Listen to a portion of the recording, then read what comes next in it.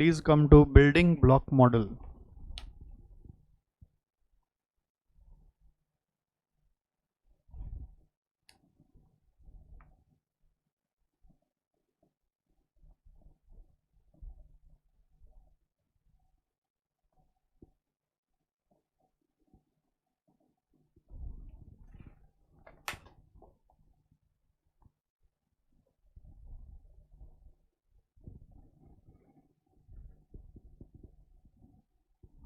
अब हम लोग एक्चुअली एंट्री मार रहे हैं परफॉर्मेंस मेजरमेंट चैप्टर में।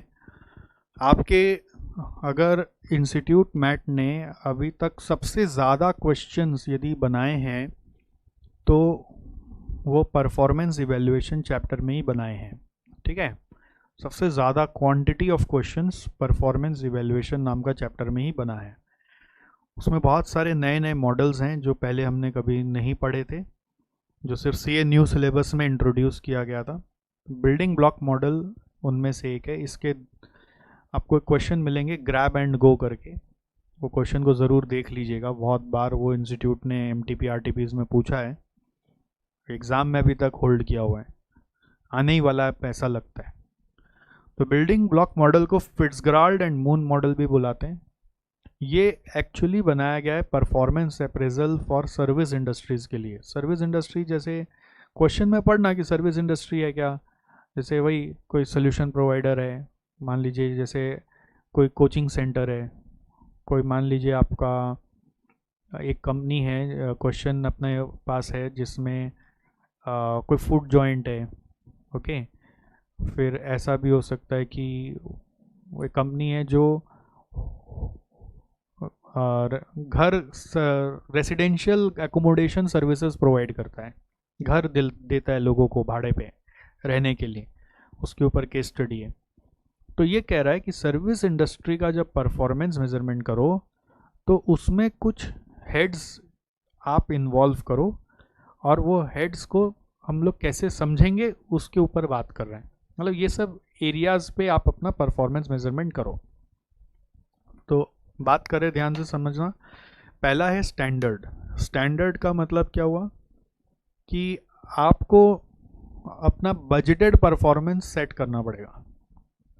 तो बजट कैसे सेट करेंगे, मतलब क्या करवाना है अपने टीम से, वो कैसे सेट करेंगे, उसके लिए 3 बात है कि इक्विटी होना चाहिए। इक्विटी मतलब it should be equally challenging for all. Then ownership होना चाहिए। ओनरशिप का मतलब है कि सब कोई उसे अपना गोल समझ के एक्सेप्ट करे। That comes with involvement of employees, okay, involvement of managers, and जो भी टारगेट आप उनको दें वो सारा का सारा टारगेट अचीवेबल होना चाहिए। वो सारा का सारा टारगेट अचीवेबल होना चाहिए, ठीक है। स्टैंडर्ड्स कैसे सेट करेंगे? इक्विटी मतलब आपको मैंने बताया था बजटरी कंट्रोल में कि बजट बहुत ज़्यादा हार्ड नहीं होना चाहिए और बहुत ज़्यादा इजी भी नहीं होना चाहिए, याद है। तो it should be challenging. Challenging मतलब मॉडरेट लेवल पे, and it should be challenging for all the departments of your organisation. ऐसा नहीं एक को बहुत आसान, दूसरे को बहुत हार्ड, तीसरे को moderate. Every one should have equal challenge. Ownership means they should consider budget as if it is their own. This happens when you involve them in setting the budget. Achievable means you set only those targets which are possible to achieve under their operating conditions. Then what if I achieve your budget? What if I achieve the standard? You should give me rewards or incentives. Rewards should be motivating, मतलब it should be motivating reward, मतलब बहुत छोटा सा कुछ ना हो, attractive reward हो। It should be clear, means clearly communicated. Clearly communicated का मीन मतलब क्या हुआ कि क्या मिलेगा एग्जैक्टली पता होना चाहिए। एंड कंट्रोलेबिलिटी मीन्स आप अगर कभी परफॉर्मेंस एनालिसिस करके एंड में ये देखेंगे, परफॉर्मेंस एनालिसिस के एंड में यदि आपने कभी ऐसा देखा कि अनकंट्रोलेबल रीजंस के कारण वो अपना टारगेट को अचीव नहीं कर पाया, तो आप उसको पेनलाइज नहीं करेंगे, you will only charge them for controllable reasons. Okay, so standard set करो। कैसे सेट करो? Equity, equally challenging, ownership and achievable. Reward बताओ। Reward should be motivating, clearly communicated and controllable. Okay, then there are determinants and results. Determinants and results को combined में बोलते हैं dimensions. Determinants मतलब किसके ऊपर काम करना है. These are 4 CSFs, critical success factors. आपको क्वालिटी पे काम करना है, आपको फ्लेक्सिबिलिटी लाना है, इनोवेशन पे काम करना है और रिसोर्स यूटिलाइजेशन पे काम करना है. Quality means something which obviously customer considers valuable. Flexibility should be in terms of delivery of service as and when required. Like if it is a residential service and if say a customer has taken 1 BHK flat, then now he needs 2 BHK. So you should be flexible enough to give him 2 BHK at earliest. The innovation means what new you are bringing, new concept. Maybe you are using an app which they can always use to call any maintenance person immediately, or they can use to write reviews and feedbacks. Then resource utilization, whatever manpower or resource you are having, you should utilize them to the maximum possible. Even say that residential apartments that you have to ensure कि सारे apartments 100% level पे rent out हो जाएं, नहीं तो utilisation पूरा नहीं हो रहा तो अल्टीमेटली लॉसेस ही होंगे. रिजल्ट्स दो तरह से आएगा, एक फाइनेंशियल परफॉर्मेंस, आपका खुद का फाइनेंस, और दूसरा है competitive performance. That means you should compare your each and every CSF including finance with competitors. Competitors के साथ you should compare both financial and non-financials, both financial and non-financial. Okay, these are all non-financial activities. तो non-financial पे काम करके financial आएगा और आपको compare करना है कि आपका finance और non-finance activity competitors के जैसा था कि उससे better था कि उससे worse था. So accordingly जो भी question हम लोग अभी तक इससे आया है उसमें क्वेश्चन में कॉम्पिटिटर का डिटेल भी दिया हुआ था. कॉम्पिटिटर का डिटेल से हम लोग को कंपेयर कर करके कमेंट लिखना था इन डिफरेंट हेड्स. उसमें क्लासीफाई नहीं किया हुआ था कि क्या क्या एक्टिविटी किस किस हेड में हो रहा है. तो आपको एक्टिविटीज़ को क्वालिटी, फ्लेक्सिबिलिटी, इनोवेशन, रिसोर्स में क्लासीफाई करना है और फिर दिखाना है कि इस पर्टिकुलर पैरामीटर पे कॉम्पिटिटर के मुकाबले हम कैसा कर पा रहे हैं. हर एक जगह वही कमेंट करना था. तो एक बार मैं फिर से बोल दूँ, इक्विटी में क्या हो रहा है, मनन अग्रवाल ने टाइप किया है degree of challenge should be same. You are correct, the degree of challenge should be same. Ownership में क्या हो रहा है कि we are saying that standard should be set by employee participation so that they consider it as their own. They should consider the budgeted performance as their own, and you should only set achievable targets. Rewards should be motivating. Motivating मतलब इसमें एक और चीज़ है कि motivation तभी है कि आपका जो भी रिवॉर्ड हो that should be always tied up with the best interest of the group. Okay, so that is also coming under motivation. Then it should be clearly communicated and it should not consider any uncontrollable factors. Dimension में determinants are there. Determinants में 4 part है, quality, flexibility, innovation and resource utilization. Results में 2 part है, financials and competitive performance. ठीक है. So ये हो गया बिल्डिंग ब्लॉक मॉडल खत्म. बिल्डिंग ब्लॉक मॉडल खत्म हो गया. इसके ऊपर केस स्टडी आपको करना पड़ेगा. बिल्डिंग ब्लॉक मॉडल एक बार के लिए ख़त्म हो गया. अच्छा, एक चीज़ मुझे याद आया है, सप्लाई चेन मैनेजमेंट में चलिए एक बार. सप्लाई चेन मैनेजमेंट में आ जाइए. वहाँ पे CRM करके पढ़ाया था मैंने.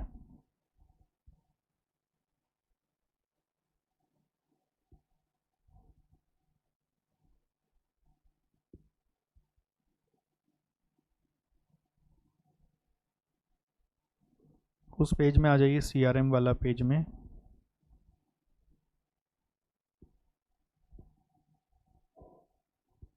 ये रहा, ये वाला पेज में आ जाइए।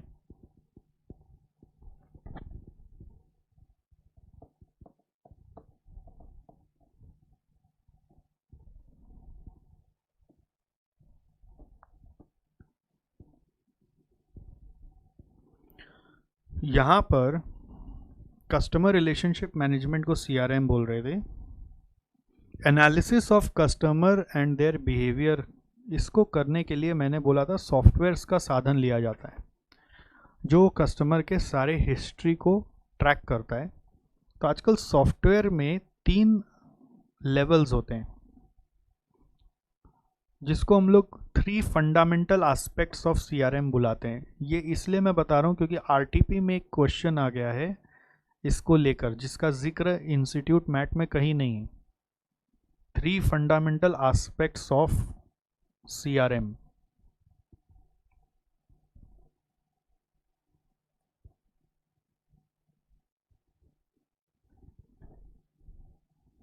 वेरी गुड, आदर्श को पता है आंसर, सुपर।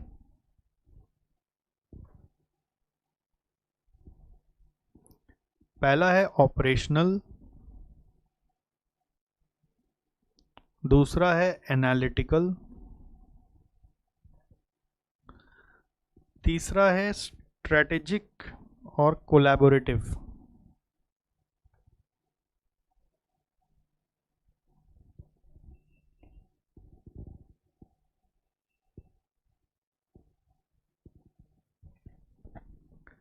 ऑपरेशनल CRM का मतलब है कि यहाँ पे सारा डेटा आपका कंपाइल किया जाएगा, डेटा कलेक्शन।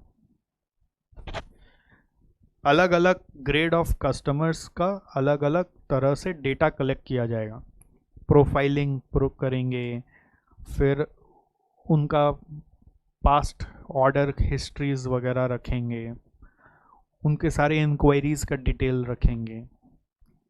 एनालिटिकल का मतलब है कि based on the reports of operational you will do analysis and you can do some prediction about what your customers now want, where is the trend, what they desire for and what they don't like, okay, to what segment they give more value to. This is based on operational data। Operational का data को analyse कर रहे हैं analytical में। And strategic is you are now collaborating with different departments and taking long-term decisions like how you should now work, which will give more value to your customer. So here it is decision making, and for this you have to involve several departments in your organization. You have to involve several departments in your organization in order to give best value to your customers. So Sumit Banik कह रहे हैं कि ये inter में था, मेरे से तो नहीं पढ़े थे ना इंटर में, तो मैंने पढ़ा दिया। और ये मैं इसलिए बता दिया क्योंकि ये आपका करंट मैट में कहीं नहीं दिया हुआ है, बट आपका RTP में क्वेश्चन इसके बारे में दिया हुआ है। ठीक है, आइए हम आज की क्लास शुरू कर रहे हैं। बिल्डिंग ब्लॉक मॉडल से स्टार्ट कर रहे हैं। बिल्डिंग ब्लॉक मॉडल ऐसे तो मैंने पिछले दिन डिस्कस किया था, मैं एक बार फिर से रिवीजन करा दे रहा हूँ क्योंकि ये बहुत इंपॉर्टेंट मॉडल है। एग्ज़ाम में इससे क्वेश्चन आने का चांस बहुत होता है।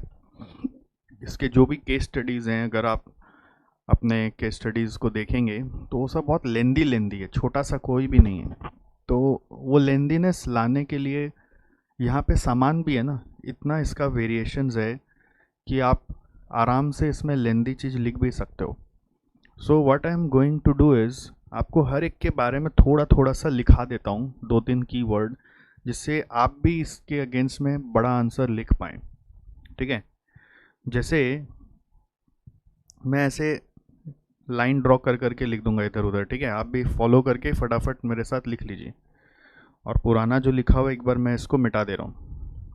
आप मिटा नहीं पाएंगे मुझे पता है, तो आप क्या करेंगे, ऐसे जहाँ जगह मिलेगा, पेज तो बड़ा ही है, खाली है स्पेस, तो जहाँ जगह मिलेगा एरो खींच खींच के लिख दीजिए। सो इक्विटी का मतलब था इक्वली चैलेंजिंग, जिससे ये याद रहेगा आपको, इक्विटी में कुछ ऊटपटांग आप नहीं लिखेंगे। नेक्स्ट, ओनरशिप का मतलब है एक्सेप्टेबल।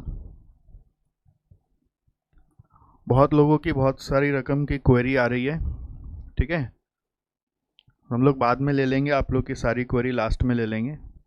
हम लोग अभी फटाफट शुरू करते हैं, आज का जो टारगेट है वो ख़त्म करना ज़रूरी है। ओके, सो नेक्स्ट है एक्सेप्टेबल होना चाहिए, इम्पोज नहीं किया जाना चाहिए। और एक्सेप्टेबल कब होता है, ये जब आप एम्प्लॉय पार्टिसिपेशन करते हो इन बजट सेटिंग और स्टैंडर्ड सेटिंग। अचीवेबल का मतलब है कि ये रियलिस्टिक होना चाहिए, नॉट वेरी डिफ़िकल्ट। रियलिस्टिक मतलब नॉट वेरी डिफ़िकल्ट।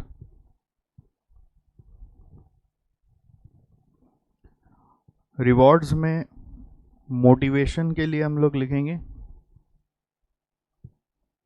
रिवॉर्ड्स में मोटिवेशन के लिए हम लोग लिखेंगे कि मोटिवेशन इंसेंटिव्स मिलेगा तो आएगा, इंसेंटिव्स मिलना चाहिए। और इंसेंटिव का भी प्लानिंग ऐसा करना चाहिए कि वो इंडिविजुअल गोल से लिंक नहीं होना चाहिए, फॉर अचीविंग बिजनेस गोल्स। अगर कंपनी का फ़ायदा कराया, जो गोल कॉन्ग्रुएंसी में सिखाया था आपको, उस पे इंसेंटिव मिलना चाहिए। क्लियर का मतलब है clear communication, clear communication of incentives and measurements. मतलब जैसे अगर आप इंसेंटिव डिक्लेयर करोगे तो उसको मेज़र भी तो करना पड़ेगा ना, कि जैसे सेल्स मैनेजर को बोला कि आप एक मार्केट शेयर का नंबर ले लीजिए, अभी 10% है, आप उसको 12% करके दिखाइए। अगर 10 को 12 करना है तो वो 12 को मेज़र भी तो करना पड़ेगा। सो क्लियर मेजरमेंट होना चाहिए, मेजरमेंट का फॉर्मूला एकदम क्लियरली डिफाइंड होना चाहिए। कंट्रोलेबिलिटी की बात करें तो इसमें हम ये कह रहे हैं कि not penalised for uncontrollable factors. Obviously not penalised और रिवॉर्डेड, ना तो आप अनकंट्रोलेबल फैक्टर्स के लिए रिवॉर्डेड करोगे और ना पेनलाइज करोगे, अनकंट्रोलेबल फैक्टर्स, ठीक है। नेक्स्ट आ रहा है quality. When we will talk about quality, it is about reliability, responsiveness,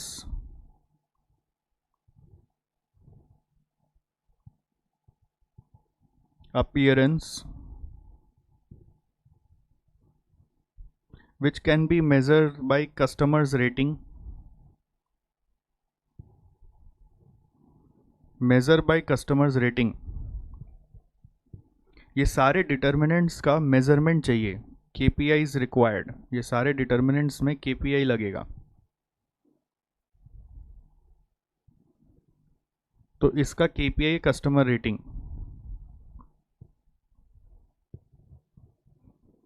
then आ रहा है flexibility.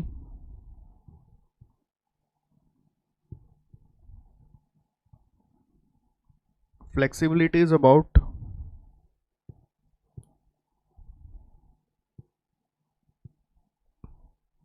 cater to changes in demand,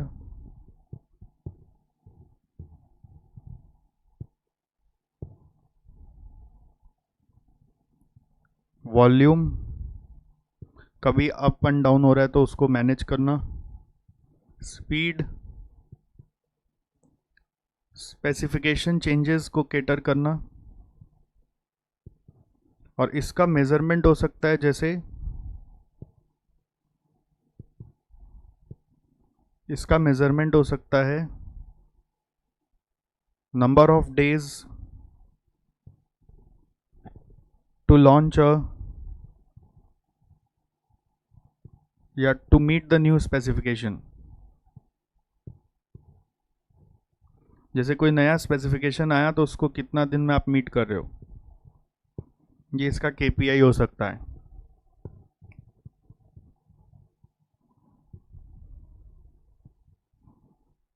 next, innovation. Innovation is for new products और processes.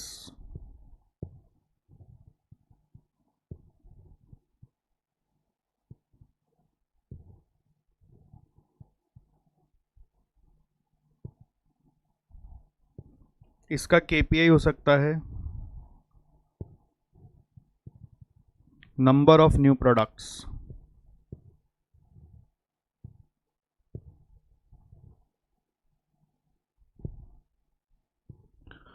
Number of new products.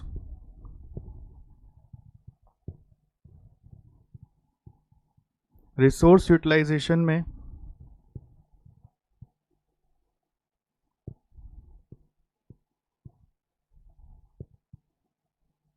Efficiency, capacity, utilisation,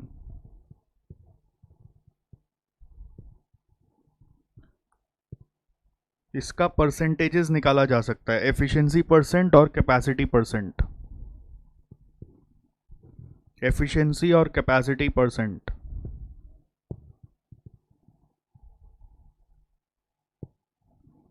then financial performance में profitability, solvency, जिसके लिए आप लोग पूरा financial ratios use कर सकते हो। ये सब रेशियोज ऑलरेडी आपको पता है, GP ratio, NP ratio, debt equity ratio, coverage ratios. Then competitive performance में it is about market share, sales growth as compared to competitors. इसका मेजरमेंट हो सकता है नंबर ऑफ या percentage of growth, percentage of growth या फिर percentage of customers retained, percentage of old customers retained. देखो ये सब क्या है ना, ब्रॉड आइडिया है एक एक पॉइंट को लेकर, एंड ये एक एक पॉइंट पे आप इतना तो ऐसे याद रख लिए। अब जो है आपको केस स्टडी में जो इससे मिलता जुलता कुछ भी कनेक्टेड लगा तो वो भी एक एक लाइन डाल देना है। देखिए इंस्टीट्यूट मैट में जिस तरह से केस स्टडी का आंसर दिया हुआ रहता है, आप वैसे लिखने जाएंगे तो आपका पेपर कभी ख़त्म नहीं होगा। वो सजेस्टेड है, वो फाइनल नहीं है। आपका अगर वहाँ पे एक एक पॉइंट में 10 लाइन लिखा है तो आपको 2-3 लाइन ही लिखना है, आपको सारा एरियाज कवर करना है। जैसे आप इक्विटी के बारे में बड़ा सारा पैरा लिख देंगे और बाकी सब डायमेंशंस को टच नहीं कर रहे हैं, वो रॉन्ग है। आपको सारे एरियाज को टच करना है। केस स्टडी का फुल मार्क्स उठाने का रूल यही है कि you have to touch each and every area of the concept to be discussed. It's not necessary to write full details और exact copy paste of what institute has given. अगर आप लिखना चाहोगे भी ना, पूरा देख देख के भी लिखोगे तो भी वो स्टैंडर्ड टाइम में लिख नहीं पाओगे। अगर आप समझ लीजिए सामने में इंस्टीट्यूट का आंसर को रख के फिर एक आंसर को यदि हाफ एन आवर में ख़त्म करना होता है, वो हाफ एन आवर को पूरा देख देख के भी लिखोगे ना तो भी वो हाफ एन आवर में नहीं होगा, इतना वो लेंदी लेंदी लिखा हुआ है। सो आपको अपना कट शॉर्ट करना ही पड़ेगा। सो पहले तो आपको मॉडल पूरा पता होना चाहिए, उसके बारे में थोड़ा ये सब जो एक्स्ट्रा ज्ञान है वो पता होना चाहिए। उसके बाद केस स्टडी से मिलता जुलता एक एक दो दो लाइन, नहीं मिल रहा है तो जितना आपको पता वही लिख दो, ठीक है। सो ये बिल्डिंग ब्लॉक मॉडल का और भी थोड़ा सा मैंने डेप्थ डिस्कस कर दिया, जिससे कि आप कहीं इसको हल्का ना ले लें। इतना लिखा दिया ना तो आप देख के 100% इसको सीरियसली लेंगे कि इसमें इतना कुछ लिखा हुआ है। चलिए,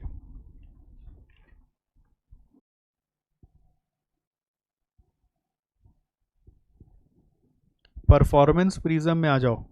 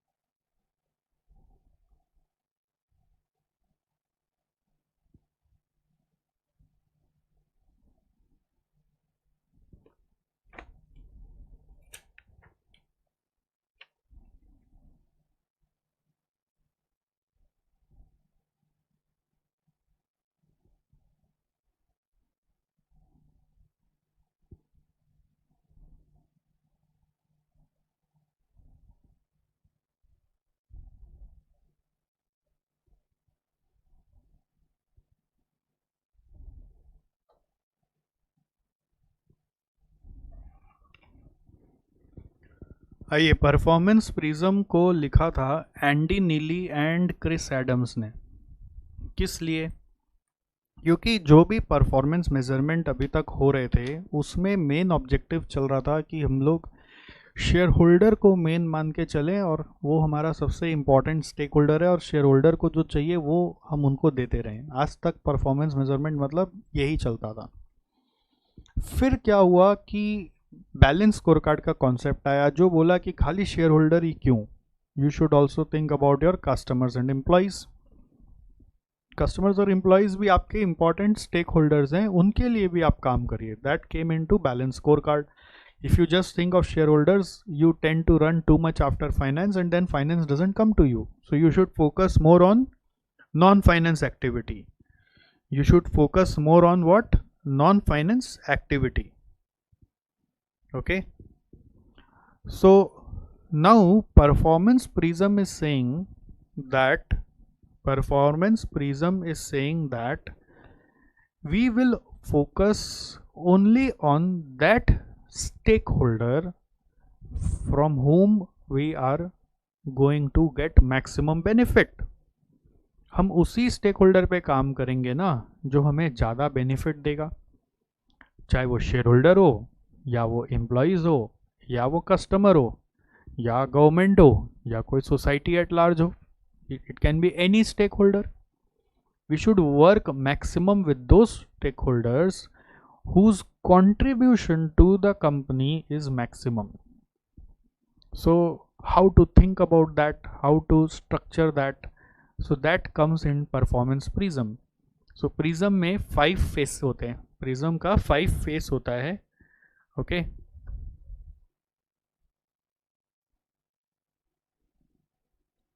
prism का 5 फेस होता है।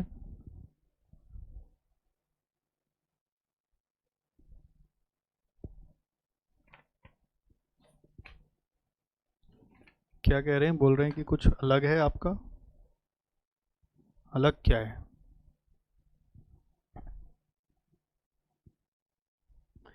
पेज नंबर पे मत जाइए आप, मेरा पेज नंबर पे मत जाइए। मैंने बीच बीच में कितने सारे पेज इंसर्ट कर दिए ना, पेज नंबर से क्या लेना देना है। कॉन्सेप्ट पे जाइए। हाँ जी, फोकस करिए वापस। परफॉर्मेंस प्रिज्म में हम लोग स्टेक होल्डर कॉन्ट्रीब्यूशन पे फोकस करें, और स्टेक होल्डर में उसी स्टेक होल्डर को इम्पोर्टेंस दीजिए जो आपका सबसे ज़्यादा महत्वपूर्ण है आपके लॉन्ग टर्म गोल के लिए। ठीक है। वैसे इसके पीछे एक और पढ़ाई था, मेंडेलोज मैट्रिक्स बोलकर, स्ट्रेटेजिक मैनेजमेंट में मेंडेलोज मैट्रिक्स, जो स्टेक होल्डर को एनालाइज करता था। बट अभी हम उस पर नहीं जा रहे हैं, हम जा रहे हैं अपने परफॉर्मेंस प्रिज्म पे जो एंडी नीली एंड क्रिस एडम्स ने हमें सिखाया है। ओके, प्रिज्म बनाया उन्होंने। प्रिज्म में जैसे 5 फेस होते हैं, 2 ऊपर, एक नीचे, मतलब 2 ये वाला ऊपर नीचे वाला, फिर उधर होता है 3 फेस होता है इस तरफ, 1 2 और एक 3, ट्रायंगुलर होता है ना प्रिज्म, ऐसे करके जाएगा और पीछे में भी एक ठो है। तो इधर 1 2 3, ऊपर और नीचे मिला के 5। तो बेसिकली 5 स्टेप है, 5 फेस है, मतलब 5 स्टेप है कि आप सबसे पहले ये स्टेप वाइज एकदम सीखो कि सबसे पहले आप अपने स्टेक होल्डर को आइडेंटिफाई करो। सबसे पहले क्या करोगे, स्टेक होल्डर को आइडेंटिफाई करो, आइडेंटिफाई, और फिर देखो किसका ज़्यादा इंपॉर्टेंस है, determine relative importance of each, and then उसको पता करो जिसका पावर एंड इंटरेस्ट हाई है एंड जिसको आपको सेटिस्फाई करना भी ज़रूरी हो गया है, जिसका भी पावर भी हाई है आपके ऊपर, आपके ऑर्गेनाइजेशन पर, और आपका यू नो उन इंटरेस्ट उनका आपके ऑर्गेनाइजेशन में सबसे ज़्यादा हाई है। एक्चुअली पावर और इंटरेस्ट मैट्रिक्स ही मेंडेलोज मैट्रिक्स है। आप यदि गूगल में सर्च करके पढ़ना चाहे तो पढ़ सकते हैं, हम अभी डिटेल में नहीं जा रहे, मेंडेलोज में जाके आपको कंफ्यूज नहीं करना चाहते। बेसिकली आपको ये बोलना चाह रहे कि बहुत सारे स्टेक होल्डर में जिसका अभी महत्व ज़्यादा है उसके लिए काम करो, सबके लिए एक साथ काम करोगे ना तो उलझ जाओगे। जैसे बैलेंस स्कोर कार्ड बोल रहा है, कस्टमर के लिए भी करो, एम्प्लॉय के लिए भी करो, और फाइनेंस के लिए भी करो, यानी शेयर होल्डर के लिए भी करो, सबके लिए एक साथ काम चलाते रहो round the year, round the year. तो परफॉर्मेंस प्रिज्म कह रहा है इतना सारा चीज़ करोगे तो कुछ भी कर नहीं पाओगे, सिर्फ उसके लिए काम करो ना जिसका इंपॉर्टेंस आपके लिए सबसे ज़्यादा है, ठीक है, पावर एंड इंटरेस्ट जिसका हाई है उसके लिए काम करो, ओके, उसको सबसे ज़्यादा खुश रखो।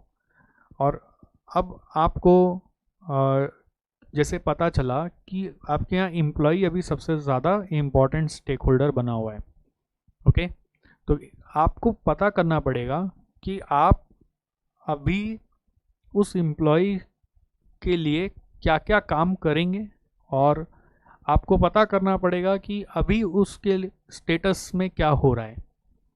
मैंने यहाँ पे एक KPI लिखा है, ये बहुत इंपॉर्टेंट है, इसके आंसर्स में आपको लिखना पड़ता है KPI, कि if employee are your stake holders then you should first understand the current scenario.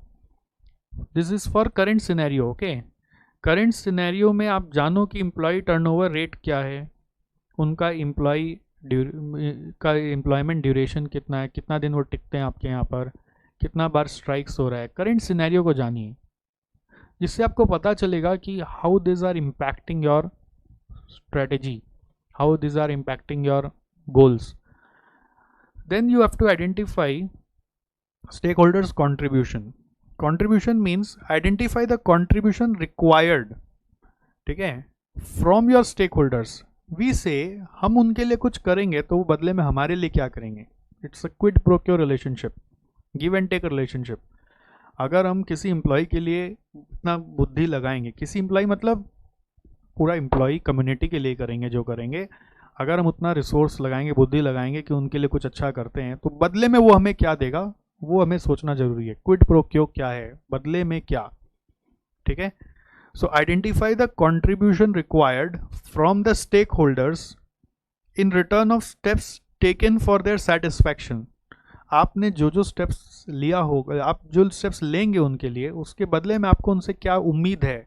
मे भी आप चाहते हैं कि वो एफिशिएंट हो जाए, मे भी आप चाहते हैं कि वो स्ट्राइक्स बंद कर दें, मे भी आप चाहते हैं कि आपकी प्रॉफिटेबिलिटी बढ़ जाए, मे भी आप चाहते हैं कि आपका कॉस्ट रिडक्शन हो जाए। तो उसको भी मेजर करना है KPI से कि एफिशिएंसी ऑफ एम्प्लॉयज़ आपको चाहिए, तो आपको इसका भी करंट सिनेरियोज जानना पड़ेगा, ठीक है, करंट सिनेरियो रिक्वायर्ड कि एफिशिएंसी क्या है, प्रोडक्टिविटी क्या है, ऑन टाइम डिलीवरी अभी ये लोग कितना करते हैं, ठीक है, प्रॉफिटेबिलिटी में अभी क्या सिचुएशन है, तो इंक्रीज कितना डिज़ायर्ड है। नाउ उसके बाद आप स्ट्रेटजीज अपनाएंगे, इसके बाद आप स्ट्रेटजीज अपनाएंगे, मैं फिर से रिपीट कर रहा हूँ, इसके बाद आप स्ट्रेटजीज अपनाएंगे। क्या चीज़ के लिए स्ट्रेटजीज अपनाएंगे कि अब हमें स्टेक होल्डर के लिए क्या करना है, कितने समय में करना है, पूरा एक्शन प्लान्स हम लोग लिखेंगे, क्या करना है, कितने समय में करना है कि हम उनके नीड को सेटिस्फाई कर सकें। Strategies to ensure that both the stakeholder and the organisation need and requirements are satisfied, communicate, implement and evaluate the strategies continuously. आप ऐलान करो ना कि अब मैं आप लोगों के लिए ऐसा ऐसा कुछ करने जा रहा हूँ।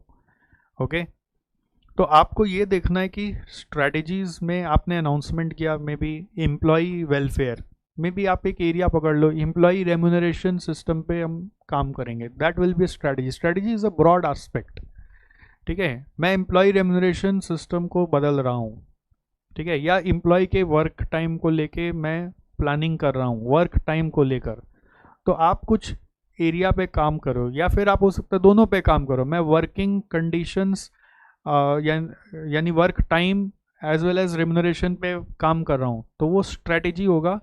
अब उस स्ट्रेटेजी के अंदर बहुत सारे छोटे छोटे प्रोसेसेस होंगे, मे बी आप उनको इंसेंटिव के लिए तैयार कर रहे हैं या इंसेंटिव सिस्टम डिवाइस कर रहे हैं, मे बी आप रिक्रूटमेंट प्रोसेस पे काम कर रहे हैं, मे बी आप ट्रेनिंग पे काम कर रहे हैं, मे बी आप वर्किंग आवर्स को रिव्यू कर रहे हैं। तो उसमें छोटे छोटे बहुत सारे प्रोसेसेस होंगे। स्ट्रेटजी एक बड़ा टर्म हो गया, एक बड़ा समझ लो टाइटल हो गया जैसा, और उसके अंदर बहुत सारे फिर छोटे छोटे एक्टिविटीज़ होंगे जिसको हम लोग प्रोसेस बोलते हैं। तो स्ट्रेटजीज चाहिए to ensure that both stakeholder and organization need and requirements are satisfied, and you have to communicate, implement and evaluate the strategies continuously, and you need again KPI whether your strategies are successful or not. So number of employees leaving or efficiency after the strategy. So ऊपर में क्या था, for current scenario था, तो current scenario का जो noting किया आपने ऊपर में दोनों, उसी को आप वापस आफ्टर द स्ट्रेटेजी एग्जीक्यूशन आप चेक करोगे कि ये स्ट्रेटेजी सक्सेसफुल हुआ कि नहीं हुआ, ठीक है। जैसे एक बार इंस्टेंस आपको बताते हैं, फोर्ड की फैक्ट्री में फोर्ड का कॉन्सेप्ट था असेंबली लाइन में काम करो और एक एक आदमी मशीन के तरह एक ही स्टेप पे दिन रात काम करते रहेगा, स्पीड में, कोई ब्रेक नहीं, कुछ नहीं। तो ऐसा करते करते फोर्ड के साथ क्या हुआ कि उसके एम्प्लॉय में एट्रिशन रेट यानी टर्नओवर रेट बहुत हाई हो गया, इतना हाई हो गया कि ऑलमोस्ट 30% 40% एम्प्लॉय उनको छोड़ के जाने लग गए, क्योंकि वो वर्कलोड इतना ले नहीं पाते थे, और जाने क्या लग गए, फिर स्ट्राइक्स वगैरह का सामना उनको करना पड़ गया। तो फोर्ड ने स्ट्रेटेजी बनाई, चलो अब स्टेक होल्डर्स हैं ये हमारे, इनको सेटिस्फाई करते हैं। स्ट्रेटेजी इज एम्प्लॉय रिटेंशन, ये स्ट्रेटेजी अनाउंस किया, और फिर सिर्फ एक ही काम किया उनके लिए कि उनका वेज रेट वो जो पहले देते थे और अब जो देने लगे वो ऑलमोस्ट डबल सा कर दिए। वेज रेट डबल करते ही सबके मन में सारा दुख खत्म हो गया, सब वही काम को वापस करने लगे उतने ही, उससे ज़्यादा फुर्ती से, और बस रेट डबल मिलने से उनका मन भर गया। तो उन्होंने एक ही स्टेप लगाया, स्ट्रेटजी था एम्प्लॉय रिटेंशन, एम्प्लॉय टर्नओवर को कम करना, और प्रोसेस क्या था, बस वेज रेट के ऊपर काम कर दो, ठीक है। तो strategies is number of employees leaving और एफिशिएंसी आपको चेक करना चाहिए after the strategy to understand the effectiveness of strategy. Then what is processes, processes मतलब the processes and sub processes headed by a manager to be developed to support the strategies and must be continuously evaluated. Example हो सकता है आप recruitment process पे काम करेंगे, हो सकता है आप ट्रेनिंग पे काम करेंगे, हो सकता है आप नया वर्किंग टाइम पे काम करेंगे, ठीक है, कोई इंसेंटिव सिस्टम पे काम करेंगे। तो कितने न्यू प्रोसेस आप सेट कर रहे हो वो आपको मेज़र करना चाहिए। Number of days required to execute a process, एक एक प्रोसेस को कंप्लीट करने में कितना समय लगेगा वो भी मेजर करना चाहिए, जिससे कि वो प्रोसेस का जो हेड बनाया गया है वो सही में वो प्रोसेस को कर रहा है कि नहीं कर रहा है, उसको आप हैंडल कर सकते हो। जैसे आपका एक प्रोसेस हो सकता है कि ग्रीवांस रिड्रेसल, ये एक प्रोसेस होगा, तो number of days taken to redress a grievance, that will identify the effectiveness of the process that you have set. Okay, so strategy is a broad thinking, and in that there are several small processes. Lastly, capabilities are there. Capabilities means to, in order to execute the process you need to do some investment, your cost will be incurred, the resources would be required, you need to have a manager, the manager needs a space, and then there is a time and cost involvement. So those are capabilities, that is the resources, practices, technology, infra required to execute the process. So for that you will see cost per employee of the new initiative, number of men to be engaged in the process. All those targets need to be set and then compared with actual to understand whether we are able to actually achieve this or not. इसको sequentially याद रखोगे, ये important है। And remember this sequence, remember in sequence. Okay, पहले सबसे पहले आपको stake holder को आइडेंटिफाई करना है, फिर आपको देखना है कि उनसे हमें क्या मिलेगा, क्विड प्रो क्यो, फिर देखना है कि क्या स्ट्रेटेजी, क्या फिर प्रोसेस, फिर क्या कैपेबिलिटीज़। ओके, और फिर सबको कंटिन्यूसली इवेल्युएट भी करते रहना है कि उससे पर्पस अचीव हो रहा है कि नहीं हो रहा है। ठीक है, तो ये बहुत आसान से याद रखने के लिए, पहले स्टेक होल्डर को पहचानो, फिर देखो उनके लिए हमें क्या करना है तो बदले में हमें क्या मिलेगा। ऐसे हर किसी के लिए कुछ भी नहीं करना है। फिर क्या स्ट्रैटेजी, क्या प्रोसेस, क्या कैपेबिलिटीज़। एक क्वेश्चन आता है इसमें, केपीआई सबका बहुत इंपॉर्टेंट है, इसको स्किप नहीं कर जाना। ये केपीआई आपको आपके इंस्टीट्यूट मैट में लिखा हुआ नहीं मिलेगा, ठीक है। ये केपीआई मैंने केस स्टडीज का आंसर को रीड करके बनाया है कि ये सब केपीआई से आपका केस स्टडी का क्वेश्चन सॉल्व होगा। एक बार एग्जाम में ऑलरेडी परफॉर्मेंस प्रिज्म पे क्वेश्चन आ चुका है, ठीक है। तो ये केपीआई मैंने खुद से खोज खोज के केस स्टडी से लाके दिया है। इंस्टीट्यूट का नोट्स में केपीआईज नहीं मिलेगा, और ये केपीआई एग्जाम के लिए इंपॉर्टेंट पार्ट है, लिखना पड़ता है। और एक बार एग्जाम में जब ये क्वेश्चन आया था तो उसने पूछा था कि बताइए परफॉर्मेंस प्रिज्म और बैलेंस स्कोर कार्ड में डिफरेंस क्या है। तो डिफरेंस एक ही है कि बैलेंस स्कोर कार्ड सबके साथ एक साथ काम करता है, ये बोलता है उसी स्टेक होल्डर पे काम करेंगे जो ज़्यादा अभी हमारे लिए इंपॉर्टेंट है, जिससे बदले में कुछ मिलेगा। बैलेंस स्कोर कार्ड बहुत ज़्यादा मेजरमेंट ले आता है, केपीआईज बहुत सारा क्रिएट कर देता है क्योंकि वो एक साथ सब पे काम कर रहा है। ये बोल रहा है सिंस हम एक ही स्टेक होल्डर पे काम कर रहे हैं तो हमारे मेजरमेंट थोड़े से लिमिटेड है। Balance score card in general strategy को चेंज करने कभी नहीं एडवाइस करता। वो बोलता है जो मेन स्ट्रैटेजी कंपनी का वो ही रहेगा, उसको पाने के लिए इन सबको क्या क्या देते रहें जिससे कि हम यहाँ तक पहुँच पाए। बैलेंस स्कोर कार्ड स्ट्रैटेजी एक ही रखता है जो कंपनी का मेन स्ट्रैटेजी है, बट परफॉर्मेंस प्रिज्म बोलता है आप ज़रूरत पड़े तो अपने स्टेक होल्डर के लिए कुछ अलग सा कुछ स्ट्रैटेजी बना लो। तो focus is on share holder, customers as well as employees. Okay, यहाँ पे एम्प्लॉयज़ पे भी फोकस है। Focus on all stakeholders with high power and high interest on quid pro quo basis. ये does not propose alteration in strategy for stakeholders. It alters strategies, develop process to satisfy the stakeholders, measure too many things, but this measures limited factors. तो यहाँ पे performance prism भी खत्म हो गया, performance prism भी यहाँ पे खत्म हो गया, ठीक है।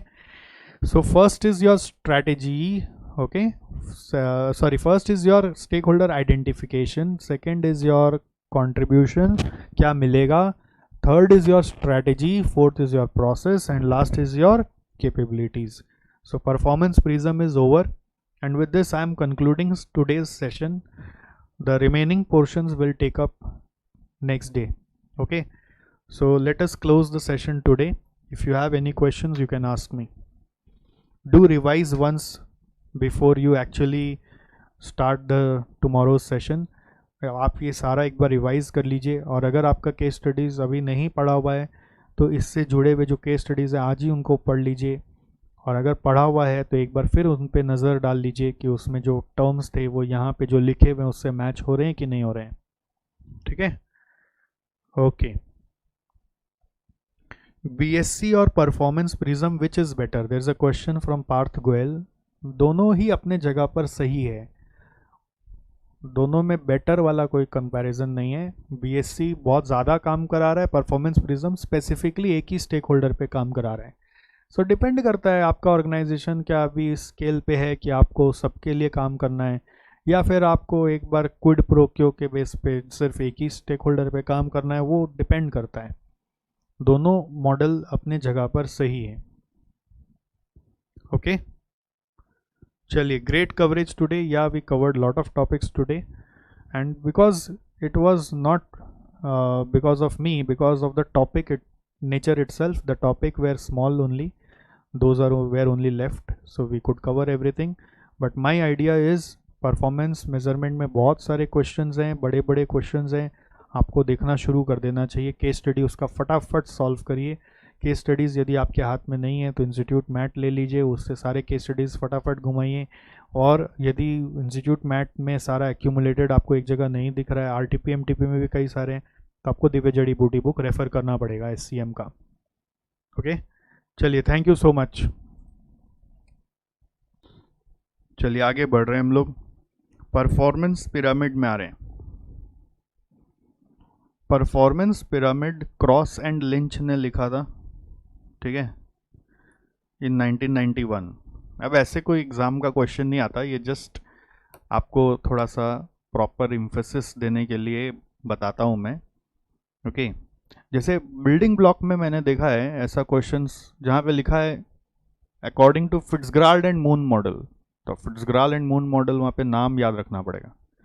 बिल्डिंग ब्लॉक को खोजा था फिट्जगेराल्ड एंड मून ने। जैसे बिजनेस प्रोसेस इंजीनियरिंग को बनाया था हैमर ने, माइकल हैमर। वैल्यू चेन को लिखा था माइकल पोर्टर ने, ठीक है। परफॉर्मेंस प्रिज्म लिखा था एंडी नीली और क्रिस एडम्स ने। कॉस्ट ऑफ क्वालिटी बताया था फिलिप्स क्रॉसबी ने। तो समटाइम्स ऐसा क्वेश्चंस केस स्टडी में डाल देते हैं कि as per Crosby's model, but C institute अपने फाइनल एग्जाम में मुझे नहीं लगता ऐसा कुछ पूछेगा, बट ऐसे केस स्टडी में कई बार लिखा हुआ होता है। तो as per Cross and Lynch, Cross and Lynch अगर नाम याद नहीं रहा तो आप कुछ भी कर ही नहीं पाओगे। तो कल को कोई एक्सेप्शन क्रिएट हो गया कि परफॉर्मेंस पिरामिड क्वेश्चन ने नहीं बोला और उसकी जगह क्रॉस एंड लिंच नाम रेफर कर दिया, तो आप फंस जाएंगे। इसलिए मैं बता देता हूँ, जस्ट मालूम भी होना चाहिए ना, जिस जहाँ जहाँ पता है नाम हम लोग को, वहाँ जान लेने में क्या दिक्कत है। So performance pyramid is about what, एक बार आप ध्यान से सुनो। Performance pyramid is about what, ये क्रॉस एंड लिंच ने लिखा था। इसमें दो चीज पे फोकस करते हुए कॉरपोरेट विजन को अचीव कराते हैं, और वो दो चीज क्या है? एक है इंटरनल एफिशिएंसी, दूसरा एक्सटर्नल इफेक्टिवनेस। अंदरूनी और बाहर, अंदर का काम और बाहर का नतीजा। इसमें कह रहे हैं कि अगर आपको अपने कॉरपोरेट का विजन को अचीव करना है, अगर आपको कॉरपोरेट का विजन को अचीव करना है, तो आपको अंदरूनी एफिशिएंसी लानी होगी, इंटरनल एफिशिएंसी पे काम करना पड़ेगा, और एक्सटर्नल इफेक्टिवनेस पे भी काम करना होगा। मेनी टाइम्स हम अंदर में जो करते हैं वो बेस्ट कर रहे होते हैं, बट बाहर में उसका नतीजा नहीं आ रहा होता है, मतलब जिसको वो करके दे रहे हैं उनको उतना इम्पैक्टफुल नहीं लग रहा होता है। तो आपको ये भी ध्यान देना है कि वो बाहर में भी इफेक्टिव हो, ठीक है। जैसे कोई मूवी को हिट कराना है ना, तो खाली आप अच्छे से शूट करें, अच्छा स्क्रीन प्ले करें, अच्छा स्टोरी राइटिंग करें, अच्छे एक्टर को लें, अच्छा डायरेक्शन करें तो मूवी हिट हो जाएगा, जरूरी नहीं। अंदर में तो सब, कोई ऐसा होता है क्या, कोई प्रोड्यूसर सोचता होगा चल एक फ्लॉप मूवी बनाते हैं, ऐसा कोई होता है क्या? सब यही सोचते हैं ना, हिट मूवी बनाएंगे।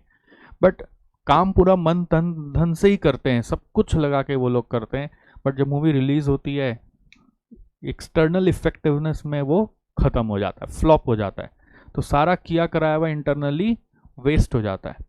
सो ये मॉडल कह रहा है कि आपको दोनों चीज पे काम करना है, ना कि सिर्फ इंटरनल एफिशिएंसी पर। इसलिए आपको पता है आमिर खान का जब मूड होता है ना, उनको परफेक्शनिस्ट क्यों बोलते हैं? उनका जब मूड होता है ना कोई अच्छा मूवी बनाने का, तो वो मूवी को बना लेते हैं एक बार, और उसका रिलीज के पहले अलग अलग ग्रुप्स में जा जाके ना स्क्रीनिंग करते हैं। आमिर खान का ये खासियत है। जैसे 3 इडियट्स मूवी को लेकर उन्होंने कम से कम 100 स्क्रीनिंग की थी before release of the movie, to understand कि मैं जो दिखा रहा हूं वो दूसरों को कैसा समझ में आ रहा है।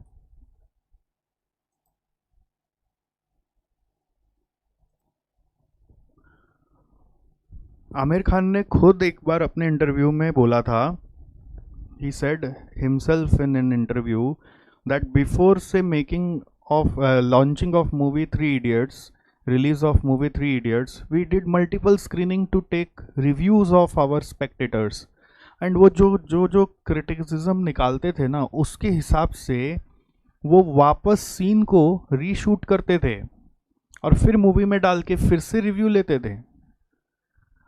आमिर खान को परफेक्शनिस्ट ऐसे ही थोड़ी बोला जाता है। परफेक्शनिस्ट परफेक्शन कैसे लाता है?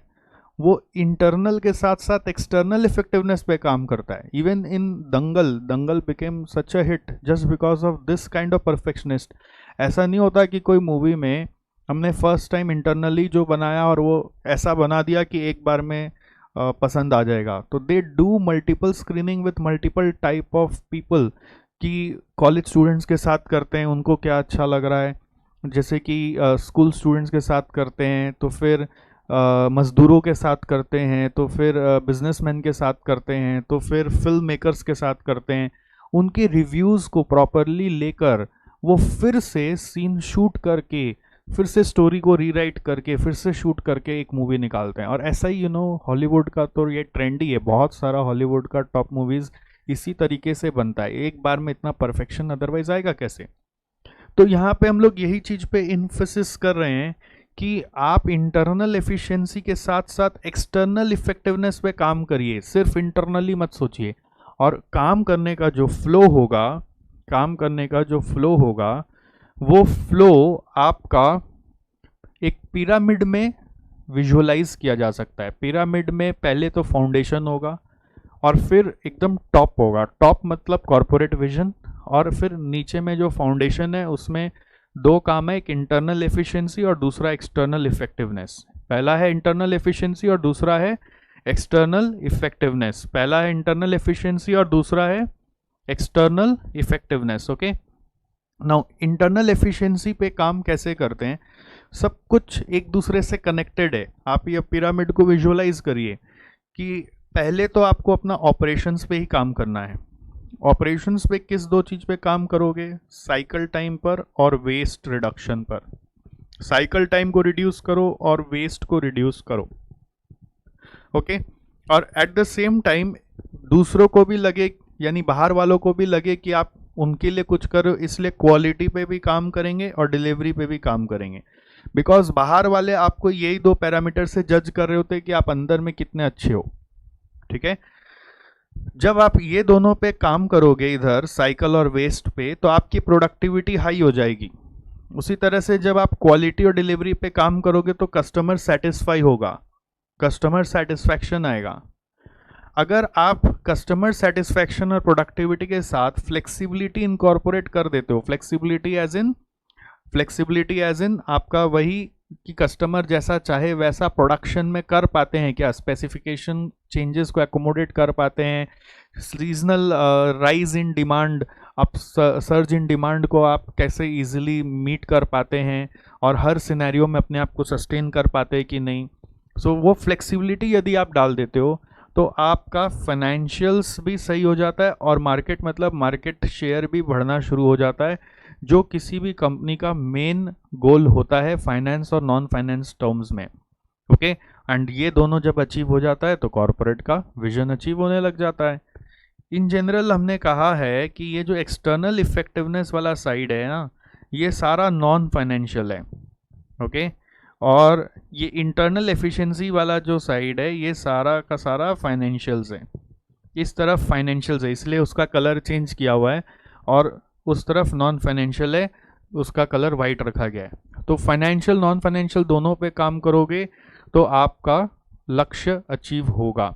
तो एक बार फिर से याद करो, पिरामिड को दिमाग में बैठा लो। पिरामिड एग्ज़ाम में ड्रॉ करके आना कोई ज़रूरी नहीं है, आप नहीं भी कर सकते हैं। ऐसा कहीं पे भी इंस्टीट्यूट का कोई भी सजेस्टेड आंसर में पिरामिड ड्रॉ करके नहीं बताया गया है। ठीक है, तो आपको ड्रॉ करने का ज़रूरत नहीं है, आपको ड्राइंग से लेकिन याद रखना है कि कॉरपोरेट विजन को अचीव करने के लिए हम लोगों को पहले तो अपने फाउंडेशन पे काम करना है, जिसमें फाइनेंशियल पैरामीटर्स हैं और नॉन फाइनेंशियल पैरामीटर्स है। फाइनेंशियल मतलब इंटरनल एफिशिएंसी और नॉन फाइनेंशियल मतलब एक्सटर्नल इफेक्टिवनेस। इंटरनल एफिशिएंसी और एक्सटर्नल इफेक्टिवनेस सबसे पहले ऑपरेशंस में काम करके आता है। ऑपरेशंस में इंटरनल एफिशिएंसी के लिए क्या क्या है, दो नाम फटाफट रिकॉल करो। एक है आपका साइकिल टाइम रिडक्शन, दूसरा है वेस्ट रिडक्शन। एक्सटर्नल में दो चीज़ पे काम करना, एक्सटर्नल इफेक्टिवनेस लाने के लिए क्वालिटी पे और डिलीवरी टाइम पे। अगर आपने इधर दो और इधर दो पे काम किया तो इससे नतीजा क्या मिलेगा, इधर प्रोडक्टिविटी आएगा, इधर कस्टमर सेटिस्फैक्शन आएगा। If you also incorporate flexibility, then you will get market share and your financial motive would be accomplished, and that is only the vision of any corporate. Okay, so this is only the performance pyramid यहाँ पे खत्म हो गया। In the above pictorial presentation, objectives are shown from top to bottom. बस ये लिखने का चीज़ है, ऐसा आपको एग्जाम में नहीं लिखना है कि objectives are shown from top to bottom. आपको ये पिक्चर का एनालॉजी समझाने का ज़रूरत नहीं है एग्ज़ाम में। आपको एग्ज़ाम में इंटरनल एफिशिएंसी कैसे आएगा वो लिखना है। Okay, measures are from bottom to top. मैं जस्ट रीड करता हूँ हमेशा बॉटम टू टॉप कि आपको जो अचीव करना है वो आपका कॉरपोरेट विजन है और वो नीचे से काम करते हुए ऊपर की तरफ जाएंगे. At the top is the organisations corporate vision which through which long-term success and competitive advantages are described. The business level focuses on achievement or organization CSF in terms of market and financial measures. मतलब these are the two important goal of any business organization. Marketing and financial success of a proposal is the initial focus for the achievement of corporate vision. Corporate vision पाने के लिए ये दो चीज पे हम focus करते हैं. The above business are linked to achieving customer satisfaction, flexibility, and productivity. The above driving forces can be monitored using the operating forces of the organization. For achieving all these, you have to work on operations. The left hand side contains external forces which are non-financial. On the other hand, right hand side contains internal efficiency which are predominantly financial in nature. ठीक है. सो आपको ये pyramid का analogy नहीं समझाना exam में बोलेगा आपको हाईलाइट करना है इस कंपनी में इंटरनल एफिशिएंसी और एक्सटर्नल इफेक्टिवनेस कैसे लाया जाए. So even though they may not mention performance pyramid से ही रिलेट करना है. वो हो सकता है आपको बोलेंगे बस you write how an organization can achieve its internal efficiency and external effectiveness. Okay, या फिर आपको कोई एनेक्चर बना के दे देगा और उसमें कुछ डिटेल्स दिया हुआ रहेगा.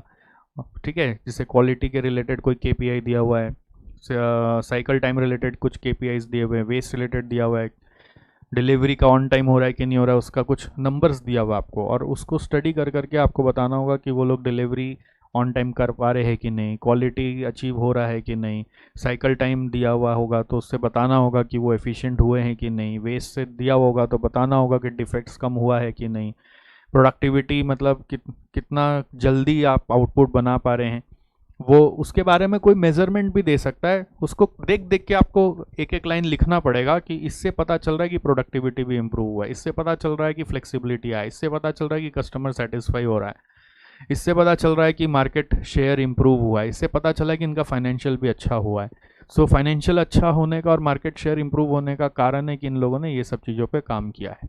ऐसा एक क्वेश्चन हमारे इंस्टीट्यूट मैट में केस स्टडी में दिया हुआ भी है जिसमें नंबर्स दिए हुए हैं हर एक के लिए, केपीआईज दिए हुए हैं. आपको केपीआईज को इन हेडिंग से रिलेट करके एक एक के बारे में कमेंट करते हुए अपना आंसर को कंक्लूड करना है. उस आंसर एक ही क्वेश्चन है पिरामिड के ऊपर, उसको आप ज़रूर से देख लीजिएगा.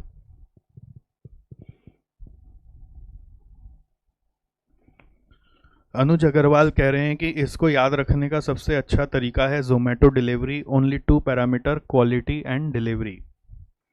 अमन अग्रवाल कह रहे हैं we can say that with the help of internal efficiency we can attain external effectiveness. No, यहाँ पे आप मिस्टेक कर गए अमन अग्रवाल.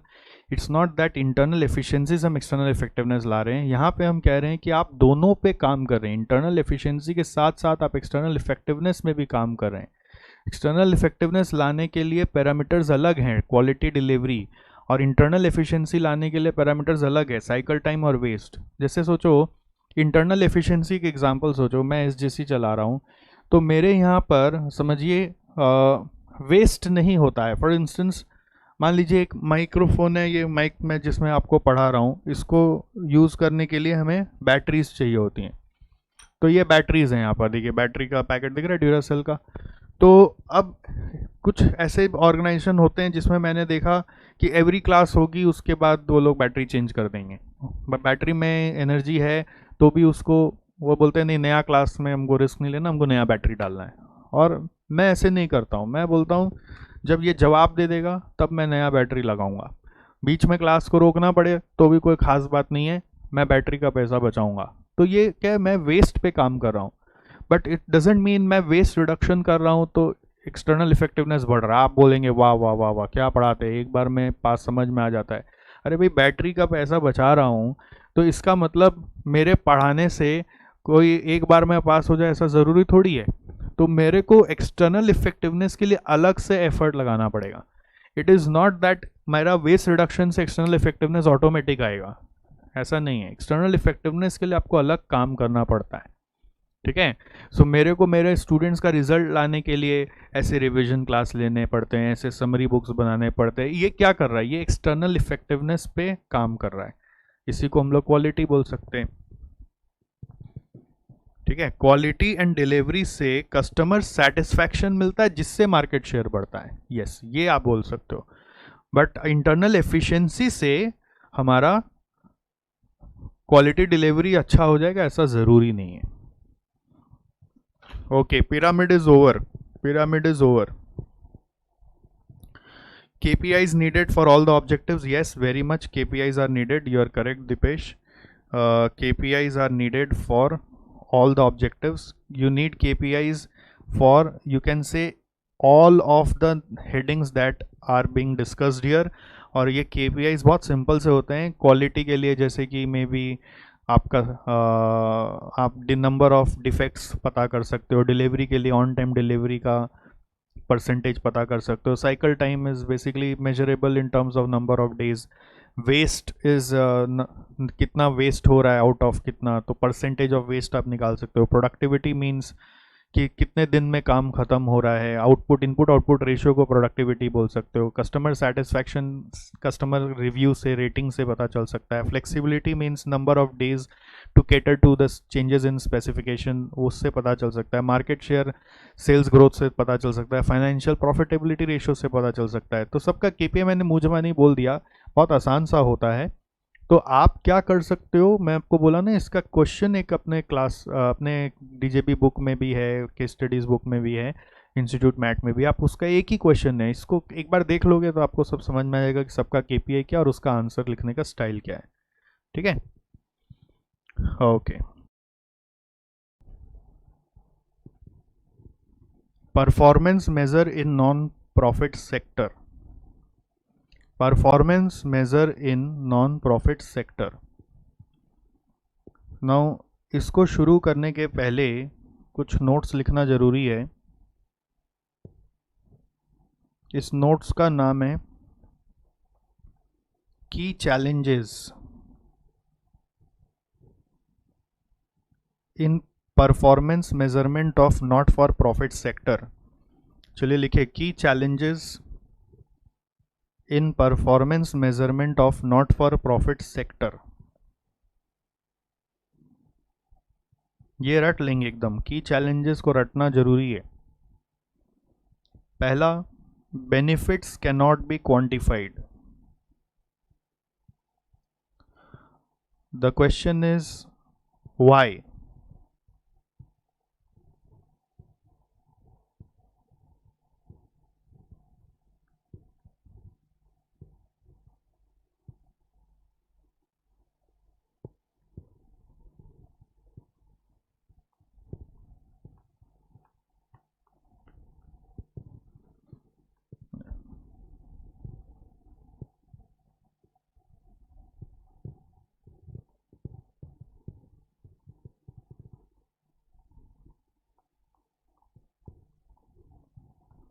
भाग गया, ये भाग गया, फिर खोज के लाना पड़ेगा।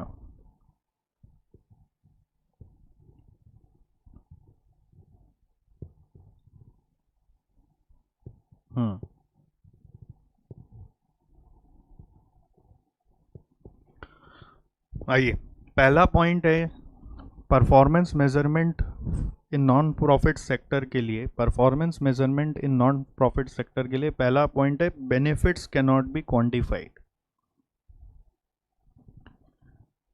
सेकंड नंबर लिखिए, benefits accrue over long term.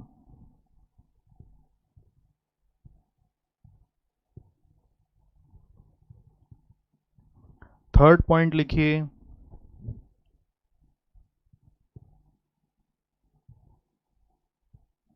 Measurement of utilisation of funds and expenditure.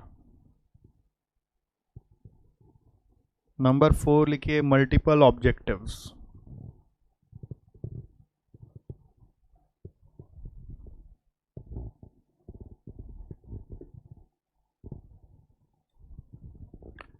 ये 4 पॉइंट हमेशा मालूम होना चाहिए before you study performance measurement in not for profit sector.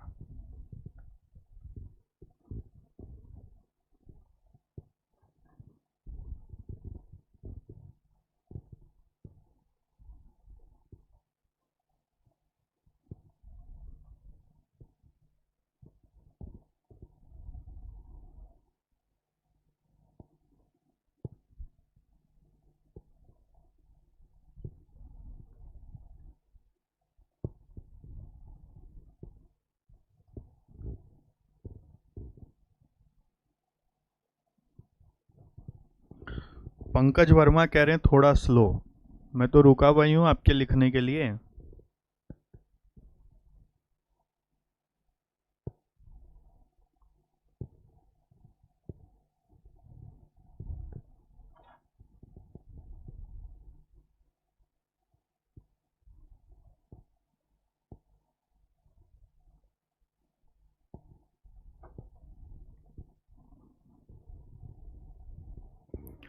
चलिए अब आगे बढ़ते हैं। Let us understand now. आपने लिख लिया होगा, बस जूम करें अभी तक।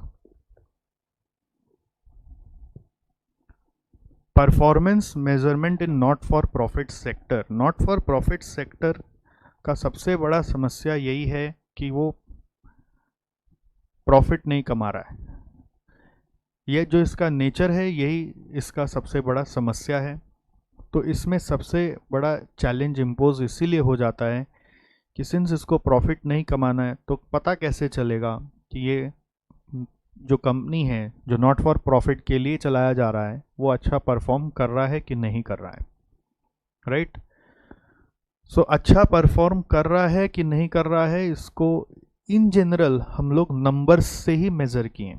और प्रॉफिट वाला ऑर्गेनाइजेशन में फाइनेंशियल स्टेटमेंट हाथ में है, प्रॉफिट दिख रहा है तो अच्छा चल रहा है, प्रॉफिट नहीं दिख रहा है तो अच्छा नहीं चल रहा। वैसे हम लोग इवन जो कंपनियां प्रॉफिट के लिए काम करती है उनके लिए भी तो हम लोग बोल रहे हैं ना, सिर्फ प्रॉफिट मत देखो, उससे पता नहीं चलता, फाइनेंस से पता नहीं चलता कि वो अच्छा परफॉर्म कर रहा है कि नहीं कर रहा है। आपको नॉन फाइनेंस भी उनका देखना चाहिए, तभी शॉर्ट टर्म लॉन्ग टर्म में डिस्टिंग्विश हो पाता है। Not for profit organization short term के लिए काम ही नहीं करता, क्योंकि उसका मोटो में फाइनेंस है ही नहीं, उसका मोटो में प्रॉफिट है ही नहीं। तो प्रॉफिट जिसके ऊपर आप थोड़ा बहुत डिपेंड होते थे परफॉर्मेंस मेजरमेंट के लिए, as per updated knowledge of even for profit organization, जिसमें हम बोलते थे थोड़ा बहुत डिपेंड हो, नॉन फाइनेंशियल भी देखो। तो यहाँ पे फाइनेंशियल में जो एस्पेक्ट था प्रॉफिट वाला वो एकदम ही नहीं है। So how to measure the performance, this is imposing a challenge. So what we say कि ओके, इसका कुछ तो ऑब्जेक्टिव होगा ना, इसका ऑर्गेनाइजेशन का कुछ तो ऑब्जेक्टिव होगा कि मैं ये वाला काम करूँगा, ऐसे ऐसे लोगों का मदद करूँगा, अंडर प्रिविलेज के लिए काम करूँगा। तो अंडर प्रिविलेज के लिए क्या काम करोगे? आप उनको पोलियो से मुक्त कराओगे, या फिर आप उनको हाइजीन सिखाओगे, या फिर आप उनको एजुकेशन दिलवाओगे। तो आपका ऑब्जेक्टिव होगा, डेफिनेटली वो ऑब्जेक्टिव्स को आपको स्टडी करना है। देखा ये गया है कि ये जितने नॉट फॉर प्रॉफिट ऑर्गेनाइजेशन होते हैं वो स्टैंड अलोन सिंगल ऑब्जेक्टिव पे नहीं चलते हैं, they always have multiple objectives, they never run on stand alone single objective, they run on multiple objectives. अब मल्टीपल ऑब्जेक्टिव्स है तो एक अच्छा चल रहा है एक बुरा चल रहा है, ऐसा केस हो जाता है। कई बार एक में सक्सेसफुल होते हैं दूसरे में नहीं हो पाते, तो इसका मतलब ऑर्गेनाइजेशन को बंद कर दे क्या? ऐसा नहीं कर सकते। एक में सक्सेसफुल है तो दूसरा नहीं चल रहा तो उसको बंद कर दे क्या? तो बंद वाला सिस्टम नॉट फॉर प्रॉफिट में नहीं होना चाहिए, क्योंकि थोड़ा भी चल रहा है किसी का भला तो हो रहा है ना। तो ये एक चैलेंज है कि ये लोग कैसे चला रहे, जो खराब भी है, मतलब जिसमें उतना अच्छा नहीं भी कर पा रहे, तो उसको भी बंद करने का मन नहीं करता, क्योंकि उससे समाज की सेवा हो रही है, somewhere some help is extended to the community.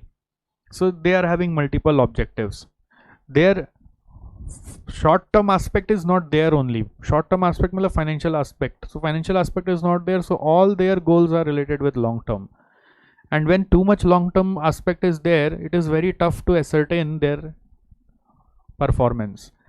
And again, whatever benefits they are giving to the community, now how will you define the benefits given? जैसे मेनी टाइम्स होता है कि हम लोग किसी संस्था से जुड़े हुए होते हैं, उनको डोनेट करते हैं और वो लोग वो रुपया को लेकर कहीं किसी को देने जाता है, तो we have as a donor we have certain questions कि मेरा रुपया को लेकर वो जहाँ देने जा रहा है उनको वाकई में उस चीज़ की ज़रूरत थी कि नहीं थी। पता चलता है कि उनको तो बहुत लोग देने आ रहे हैं, कभी कोई संस्था देने जा रही है, कभी कोई संस्था देने जा रही है, कभी सरकार से मिल रहा है उनको। तो मे बी हम लोग सिलेक्शन तो कर रहे हैं सही लोगों का, बट वो सिलेक्शन में ऐसा लग रहा है कि they are not the true deserving people, they are not actually getting the right thing. Okay, sometimes we also say कि they are not actually getting the right thing also, मतलब उनको सही चीज़ नहीं मिल रहा है, हमें ऐसा लग रहा है, या हम जो उनको नहीं चाहिए वही दिए जा रहे हैं। सो वाकई में उनको बेनिफिट मिल रहा है कि नहीं मिल रहा है, it is tough to determine. So benefits can not be quantified. Short term यहाँ कुछ है ही नहीं, सब लॉन्ग टर्म है. यहाँ पर बहुत सारे ऑब्जेक्टिव्स हो सकते हैं ऑर्गेनाइजेशन के, तो एक को कम अगर प्रेफरेंस दिया जा रहा है तो उसको विड्रॉ कर ले, ऐसा भी नहीं करते यहाँ पे, क्योंकि किसी का तो कुछ भला हो ही रहा है. Lastly, measurement of utilisation of fund and expenditure is also challenge. Now ये क्या बोलने का मतलब है? फंड मतलब जो आपके पास फंड आता है डोनर्स से या मेंबर्स से, आपके पास जो कलेक्शन आता है, usually those collection come for a purpose. You collect से कि हमें पोलियो को इरेडिकेट करने के लिए फंड कलेक्ट करना है, तो आपका वो फंड उसी काम में यूज हो, इसका चैनलाइजेशन पे ध्यान देना पड़ता है. बट अगर एक ऑर्गेनाइजेशन का मल्टीपल ऑब्जेक्टिव्स है ना, तो सारा फंड तो कॉमन फंड में घुस जाता है बहुत बार, और कॉमन फंड में घुस जाने से फिर किस फंड का कहाँ किस ऑब्जेक्टिव में यूज हो गया वो मेजरमेंट भी डिफिकल्ट हो जाता है. हालांकि आप सब चार्टर्ड अकाउंटेंट लोग हैं, तो आप लोग इस अकाउंटिंग को सुधार सकते हैं. जैसे मैं एक ऐसे ही संस्था से जुड़ा हुआ था, तो हमारे वहाँ पर एक बहुत अच्छा सिस्टम चलता था कि अगर कोई पर्टिकुलर पर्पस के लिए फंड आएगा ना, तो हम लोग उसका सेपरेट बैंक अकाउंट मेंटेन करते थे और उसका एक अलग ही सेट ऑफ लेजर्स चलाते थे कि वो कहीं दूसरों के साथ मिक्स नहीं हो जाए. जब भी उससे जुड़े हुए पेमेंट होते थे तो उसी बैंक अकाउंट से करते थे, तो इससे वो सेग्रीगेशन हो पाता था. हालांकि हम लोग कर रहे थे तो इसका मतलब सब कोई वैसे ही कर रहे थे, ऐसा ज़रूरी नहीं है, क्योंकि हमारे जो ऑर्गेनाइजेशन था वो एक इंटरनेशनल ऑर्गेनाइजेशन था जिसमें बहुत सारा रिपोर्टिंग का क्राइटेरियाज है, जिसमें ये फंड यूटिलाइजेशन का रिपोर्टिंग का क्राइटेरिया है, जिसमें आपको पीरियोडिकली एक CSA सर्टिफाई करा के एक रिपोर्ट सबमिट करना ही पड़ता है, जिसमें आप बताते हो कि कितना फंड कहाँ से आया था और वो कहाँ कहाँ उसी पर्पज़ के लिए उसी ऑब्जेक्टिव के लिए यूज़ हुआ कि नहीं हुआ.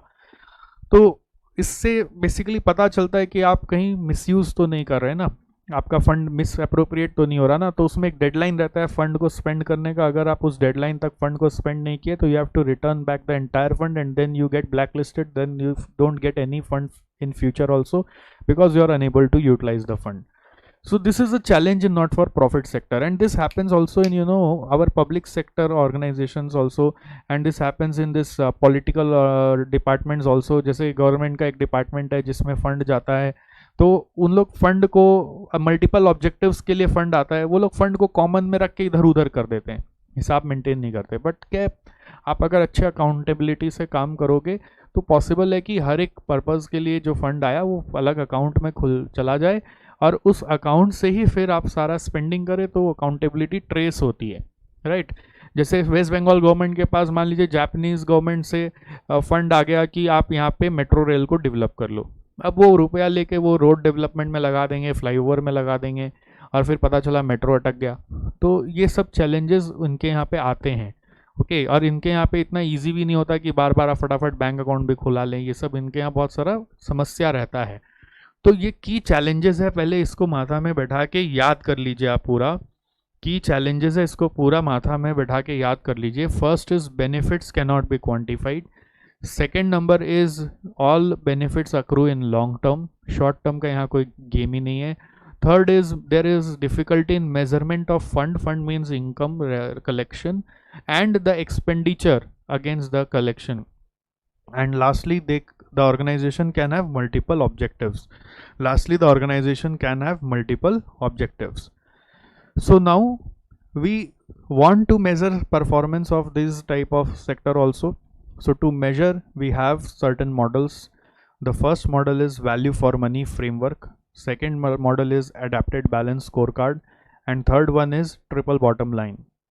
नाउ फर्स्ट वन में अपने चल रहे वैल्यू फॉर मनी फ्रेमवर्क, जो तीनों में सबसे ज़्यादा इंपॉर्टेंट है एग्ज़ाम के एंगल से भी और ऑब्वियसली अंडरस्टैंडिंग के एंगल से भी. वैल्यू फॉर मनी फ्रेमवर्क, इसको 3E मॉडल भी बुलाते हैं. 3E, पहला E है इकोनॉमी, दूसरा E है एफिशिएंसी, तीसरा E है इफेक्टिवनेस.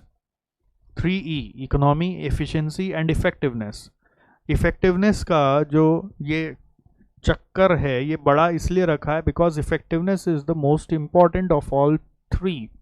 इफेक्टिवनेस नहीं आया तो इकोनॉमी आ गया, तो एफिशिएंसी आ गया, तो बेकार है। Effectiveness is the most important of all three. Effectiveness लाना ही सबसे ज़्यादा इंपॉर्टेंट है। The term economy means you have to get everything that you are spending here at least possible cost. Economy मतलब लो कॉस्ट पे procurement करें अपने जितने भी रिसोर्सेज है उनको। बट लो कॉस्ट का एक ड्रॉबैक है कि it brings in poor quality also. तो आपको ये बताया जाता है इकोनॉमी में कि लो कॉस्ट का मतलब ये नहीं कि आप क्वालिटी कॉम्प्रोमाइज़ करें, आपको अच्छी क्वालिटी लानी है at low cost.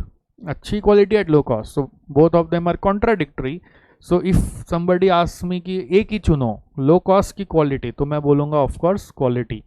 I cannot say low cost, but we should try that we get quality things at least cost, and that can be done. जैसे for instance मैं मान लीजिए एक स्कूल चला रहा हूँ, मैं खुद अपना तरफ से एक स्कूल चला रहा हूँ। अब स्कूल में टीचर्स चाहिए, तो टीचर एक रिसोर्स है हमारे लिए। तो अब अच्छे टीचर्स चाहिए, अब अच्छे टीचर्स चाहिए, तो जब तक अच्छे टीचर्स नहीं होंगे तो आप उनको इफेक्टिवनेस नहीं दे पाओगे। तो अब अच्छे टीचर्स तो अच्छे दाम पे आएंगे। तो ज़रूरी नहीं है कि अच्छे टीचर्स के लिए अच्छे दाम हमेशा देने पड़ेंगे। मान लीजिए मैं आपके पास ही चला आया, आप लोग स्टूडेंट लोग को ही अपील किया कि आप सब तो ऐसे सीए क्वालिफाइड हो, ऑलमोस्ट क्वालिफाइड हो ही, ऐसा ही मान लो।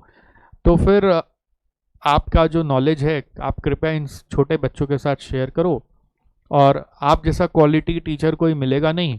सो एक ही कंडीशन है कि मैं आपको वॉलंटरीली ये चीज़ को करने के लिए बोलूँगा, और आपको एज अ गेस्चर ऑनरेरियम में 100 रुपीज़ पर डे दे दिया करूँगा। 100 रुपीज़ एक ऑनरेरियम आप एक्सेप्ट कर लीजिए और प्लीज़ हमारे बच्चों को पढ़ा दीजिए। तो ये क्या हुआ, I got the quality at low cost. This is economy. I got the quality teachers at low cost. Got it. Economy इसको बोलते हैं कि क्वालिटी चीज़ लाओ, बट ऑब्जेक्टिव ऑफ ऑर्गेनाइजेशन अगर आप रिसोर्स प्रोवाइडर को बताओगे ना, तो वो लो कॉस्ट पे अच्छी क्वालिटी भी दे सकता है। बट जहाँ हम बोलेंगे कि भैया ये स्कूल से ही तो मेरे को कमाना है, मेरे को स्कूल को ग्रो करके अपने आप को वेल्दी बनाना है, तो आप बोलोगे तो अच्छा फिर हम 100 रुपया में पढ़ाएंगे, फिर हमको भी तो दिन का 10,000 रुपया चाहिए, तो you will charge me accordingly. Okay, in that case the cost becomes higher. If say we communicate the objective of the organization to resource provider, it is possible to get quality things at low cost. This is economy. Then there is efficiency. Efficiency means you should have maximum out of minimum. You should not do wastages of any kind of resource. You should get maximum out of minimum. Efficiency means get maximum out of minimum. It can be like getting, say, maximum output from minimum input. For instance, in case of that charitable school, we can say that one teacher should be able to manage maximum number of students. So अगर मैंने ऐसा कोई charitable organisation खोला जिसमें बच्चों को पढ़ाना है, और फिर एक एक बच्चों के पीछे आप जैसे जो यंग वाइब्रेंट टीचर्स हैं वो इतने उत्साहित हो गए, इतने एक्साइटेड हो गए कि सर हम भी और हम सबको ले लिए, तो पता चला टीचर स्टूडेंट रेशियो हो गया 1:1। भले ही आप लोग वॉलेंटरीली आ रहे हो, आप लोग 100 रुपया भी नहीं ले रहे, आप बोले सर हमको 100 रुपया भी नहीं चाहिए, बट अब हमें ले लीजिए, हमें भी आपके साथ सेवा करनी है। तो टीचर स्टूडेंट रेशियो हो गया 1:1। इतने तो टीचर आ गए और इतने स्टूडेंट हो गए, तो ये फिर एफिशिएंसी की बात नहीं हुई ना। तो there should be reasonable teacher student ratio. May be 1:10 हुआ या फिर 1:20 हुआ। नॉर्मल अपने स्कूलों में 1:40 होता है, तो यहाँ पे आप उन अंडर प्रिविलेज को पढ़ा रहे हो, उनको ज़्यादा अटेंशन की ज़रूरत होती है, तो आप 1:10 कर लो, 1:15 कर लो, बट 1:1 का क्या दरकार है। ठीक है, so this is efficiency about. Efficiency is trying to make best use of whatever resource you have. तो पहले तो रिसोर्स को लेके आना है सस्ते से सस्ते पर, और फिर रिसोर्स को पूरा यूटिलाइज भी करना है। ऐसा नहीं हो कि वो रिसोर्स एक्स्ट्रा हो जाए। Okay, and lastly it is about effectiveness, that is whether you are able to accomplish your objective or not. Effectiveness means you are able to accomplish your objective or not. Objective accomplishment is very very important, and that can come by doing survey with our students. जैसे हमारे students अगर ये मान लीजिए हम लोग इनके साथ कुछ इनके पेरेंट्स के साथ सर्वे करें तो हमें पता चल जाए अब दूसरा हो सकता है ये ड्रॉप आउट कर रहे हैं, आ ही नहीं रहे, स्कूल बुलाने जा रहे तो भी नहीं आ रहे। तो अगर आ ही नहीं रहे तो समझ लो इफेक्टिवनेस नहीं आ रहा है। अगर उनको मज़ा आ रहा है, they are learning something and they are coming every day, तो इफेक्टिवनेस है। सो सेटिस्फैक्शन रेशियोज आपको पता करने पड़ते हैं। वो रेटिंग ले सकते हो आप 1 to 10 में, उनको उतना बुद्धि नहीं आएगा तो वो आप वैसे चेक कर सकते हो ना कि रेटिंग वेटिंग उनसे क्या समझोगे। तो वो आ रहे हैं तो वही सही है। अटेंडेंस सही चल रहा है क्या, अटेंडेंस रोज कितना आ रहा है, स्ट्रेंथ कितना, आउट ऑफ कितना अटेंड कर रहे हैं, उससे पता चल जाएगा कि इफेक्टिवनेस हो रहा है कि नहीं हो रहा है। Correct. So if 3 of them are together working continuously, we strive to achieve the objective of our not for profit organization. देखो इकोनॉमी को आप पढ़ो, यहाँ पे क्या लिखा हुआ है, to produce quality output at lowest cost but without compromising quality. इसको मेजर करने के लिए आप एवरेज कॉस्ट पर यूनिट ले सकते हो। Efficiency is maximum out of minimum input and thereby reducing wastage. So whatever resource you have got, you should not waste it. For that you can take input output ratio. In case of school it can be teacher student ratio. Okay, in case of hospital it can be doctor patients ratio, या number of patients treated by a doctor. You can write more. Okay, like example हो गया teacher students ratio, teacher students ratio, वैसे ही हो गया doctor patients ratio, doctor patients ratio. Value for money framework पे नवंबर 19 में question आया था, first question value for money framework का था, उसमें doctor patients ratio. Okay, next effectiveness में आपको बेनिफिशियरी सेटिस्फैक्शन रेट, बेनिफिशियरी मतलब जिनके लिए अपने काम कर रहे हैं, जैसे कि वो स्टूडेंट्स हो सकते हैं, जैसे कि वो आप समझो पेशेंट्स हो सकते हैं, जिसके लिए अपने काम कर रहे हैं, दोज आर बेनिफिशियरी। स्टूडेंट्स हो सकते हैं, पेशेंट्स हो सकते हैं, उनका सेटिस्फैक्शन रेट। अब आप सेटिस्फैक्शन रेट का कैलकुलेशन नहीं कर पाते हो, आप उतना उनसे सर्वे ले नहीं पा रहे हो, या वो उतने समझदार नहीं कि आपको वो सब डिटेल्स दे पा रहे हैं। तो आप जैसे स्कूल में आप चेक कर सकते हो अटेंडेंस, रेगुलर अटेंडेंस, और हॉस्पिटल है तो आप चेक कर सकते हो रीएडमिशंस, जैसे आपका पेशेंट बीमार होके आया था, ठीक हो गया, फिर वापस एडमिशन होने आ गया कि वही बीमारी फिर पकड़ ली, रीएडमिशन रेट। इसका मतलब पहली बार ट्रीटमेंट अच्छे से नहीं हुआ। तो ऐसे कुछ तरीके से आप इफेक्टिवनेस मेजर कर सकते हैं। एंड ऑफ कोर्स अगर आपका केस स्टडी आ रहा है एग्जाम में, तो केस स्टडी से पढ़ के आपको अपना कुछ एक एक लाइन यहाँ पे ऐड ऑन करना पड़ेगा। ये तो जनरल बातें हैं, बट केस स्टडी से भी कनेक्ट करके आपको यहाँ पे एक दो लाइन ऐड करना होगा। खाली मेरे से सीखने का क्या है कि केस स्टडी का मॉडल आंसर्स पढ़ के घबरा नहीं जाना कि इतना बड़ा लिखना होगा। आप एकदम कट शॉर्ट छोटा छोटा लिखे, कोई प्रॉब्लम नहीं है, बट आप सारा एस्पेक्ट्स को कवर करिए। आप अगर 2 ही लिखेंगे नहीं चलेगा, आपको वैल्यू फॉर मनी फ्रेमवर्क लिखना है, मतलब तीनों लिखना है। आप बिना केपीआई के आंसर लिख कर आओगे तो मार्क्स नहीं मिलेगा, आपको केपीआई जरूर लिखना है। केपीआई मतलब जैसे कि मैंने ये सब एग्जांपल्स आपको दिए। ओके, चलिए नेक्स्ट आ रहा है adapted balance score card approach.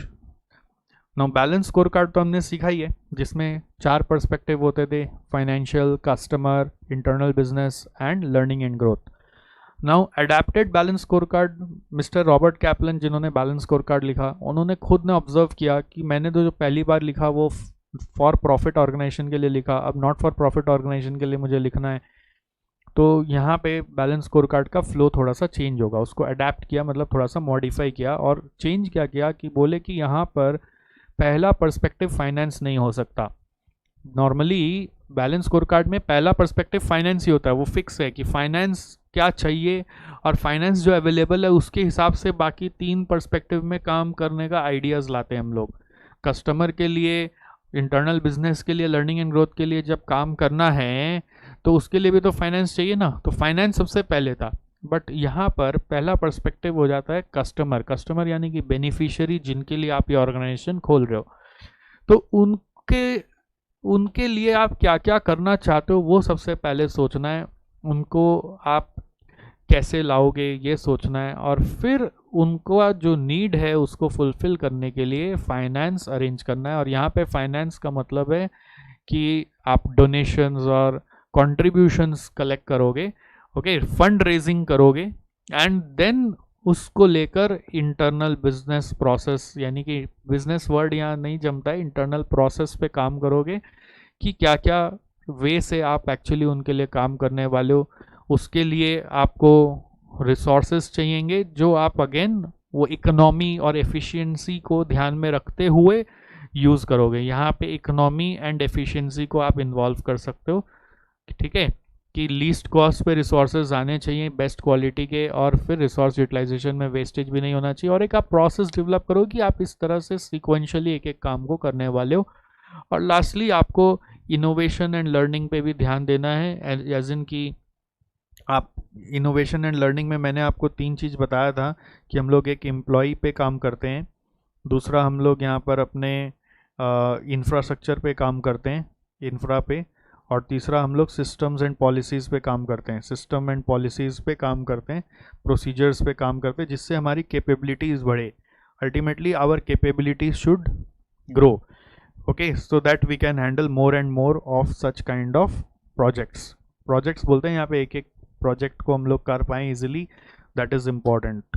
तो उसके लिए आपको अगर कोई टेक्नोलॉजी चाहिए तो आप उसका इस्तेमाल करिए। ओके, बहुत सारे आजकल एनजीओज़ हैं जो टेक्नोलॉजी का यूज़ कर करके समाज का मदद कर रहा है, तो आप वैसा कुछ डेवलपमेंट करें तो आपको क्या होगा, फिर फंड रेजिंग ईजी होगा। अब आप सोचेंगे नॉर्मली आदमी का दिमाग कैसे चलता है, बोलता है अगर मैं ये काम करूँगा तो फंड रेज होगा तो अपना क्या बचेगा। देखो भाई साहब, अगर अपना बचाने का सोचना है तो फिर प्रॉफिट ऑर्गेनाइजेशन खोलो ना। नॉट फॉर प्रॉफिट ऑर्गेनाइजेशन में जो लोग जुड़ते हैं वो अपना बचाने का कुछ नहीं सोचते। तो फिर आप बोलेंगे तो सर उनका घर कैसे चलेगा, तो वो ऑब्वियसली वही लोग नॉट फॉर प्रॉफिट में जाते हैं जिनका घर चलाने का कोई टेंशन नहीं है। ये बात एकदम कान में अंदर तक घुसा के याद रख लीजिएगा। सेवा करने का मन बहुत लोगों का होता है, ठीक है, ये ध्यान रखना।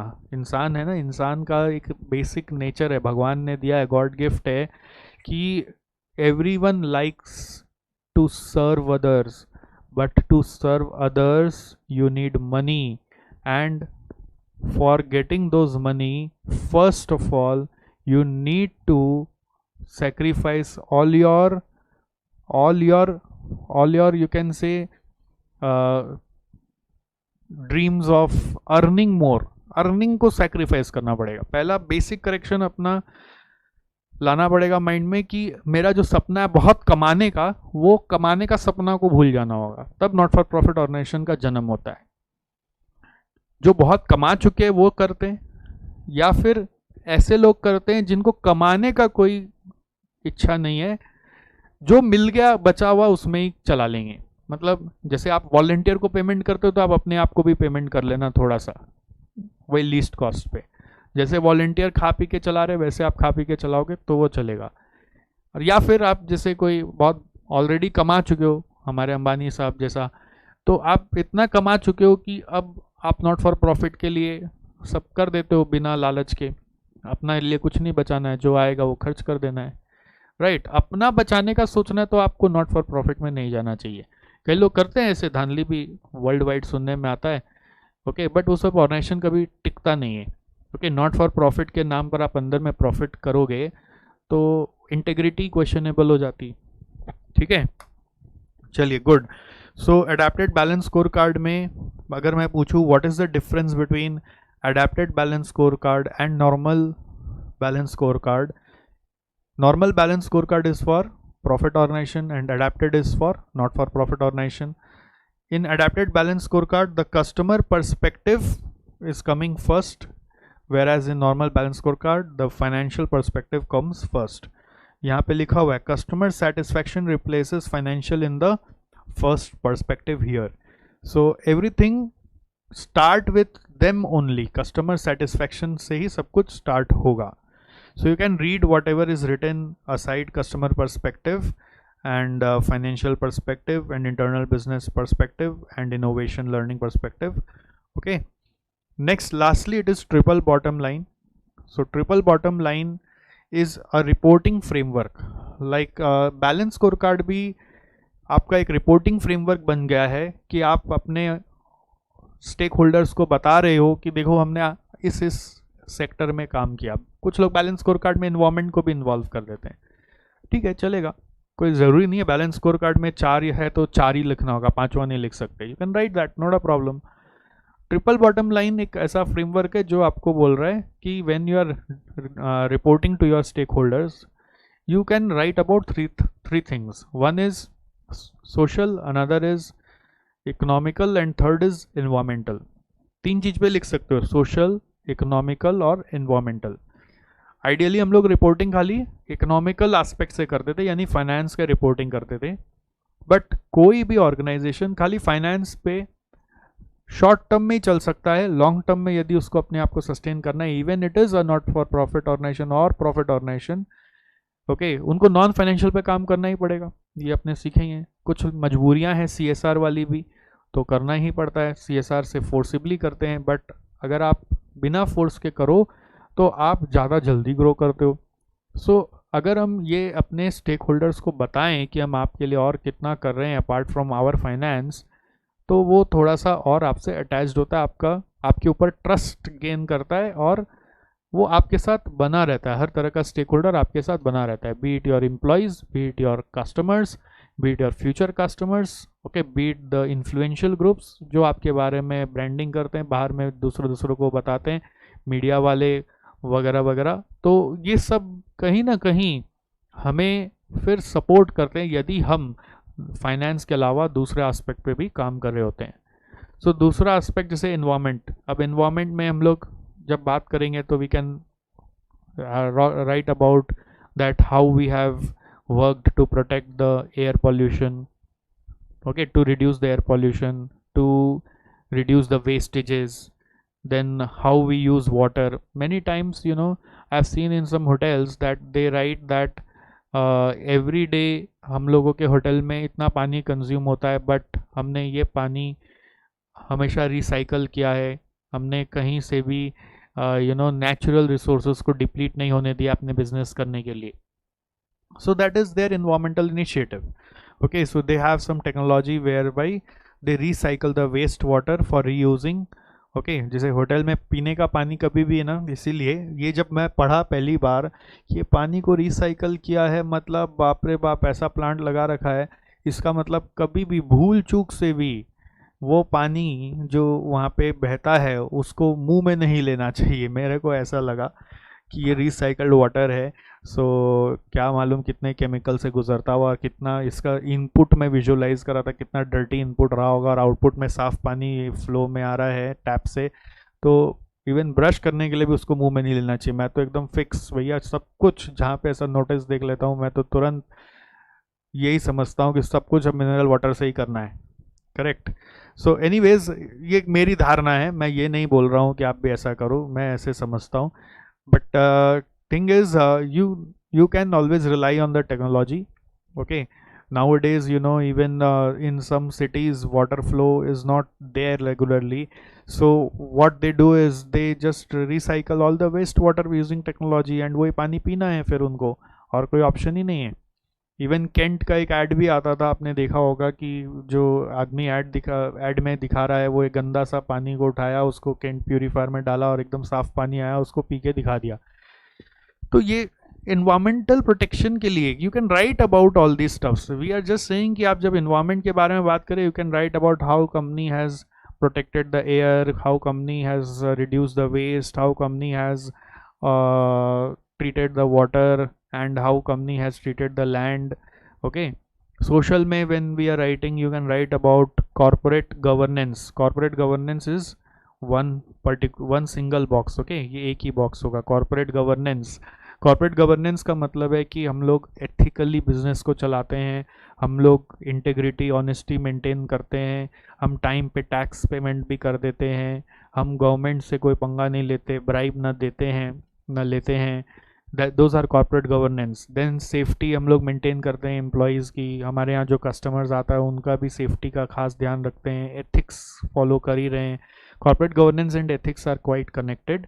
Ethics are basically moral science, basically the rules that we define as per humanity, nothing as per law, that is ethics, okay. Health के ऊपर, सोसाइटी का हेल्थ के ऊपर काम कर रहे हैं, एम्प्लॉय एजुकेशन के ऊपर काम कर रहे हैं, तो these are some social aspects. Then economic is what, economic is you're talking about your finance, which is financial in nature, profitability, cash flows, sales, revenue, those are all economic. Exam में अभी triple bottom line पे जो questions आया है वो कैसा आया है, उधर कुछ नाम दिया हुआ है कि कंपनी ने ये मेजर्स पे काम किया. आप क्लासिफाई करो कि वो एनवायरमेंटल है कि सोशल है कि इकोनॉमिकल है. इवन नवंबर 19 में एक छोटा सा 5 मार्क का क्वेश्चन आया था, उसमें कुछ कुछ नाम दिए हुए थे कि कंपनी ने सोचो अपने एम्प्लॉय के वेलफेयर के लिए हॉस्पिटल खोल दिया. तो एम्प्लॉय के वेलफेयर के लिए हॉस्पिटल खोला तो ये ट्रिपल बॉटम लाइन फ्रेमवर्क में किस कैटेगरी में क्लासिफाई करोगे? तो आंसर है सोशल में. ओके, कंपनी ने ज़ीरो प्रिंटिंग पॉलिसी अपने कंपनी में इम्प्लीमेंट कर दी. ज़ीरो प्रिंटिंग पॉलिसी, अब ज़ीरो प्रिंटिंग पॉलिसी आप बोलेंगे इसमें तो कॉस्ट कटिंग हो गया, ये तो फाइनेंस हो गया. नहीं, ज़ीरो प्रिंटिंग पॉलिसी मतलब आपने इन्वायरमेंट को प्रोटेक्ट किया, डिफॉरेस्टेशन को प्रोटेक्ट किया. अब आप पेपर कम यूज़ करोगे तो इन्वायरमेंटल हो गया वो. Sometimes some measures can fall into both, sometimes it can be confusing. In that case there is a risk. Exam में आपको एक ही लिखना है और तुक्का भिड़ा तो मार्क्स मिलेगा, नहीं तो नहीं मिलेगा. Sometimes it may happen.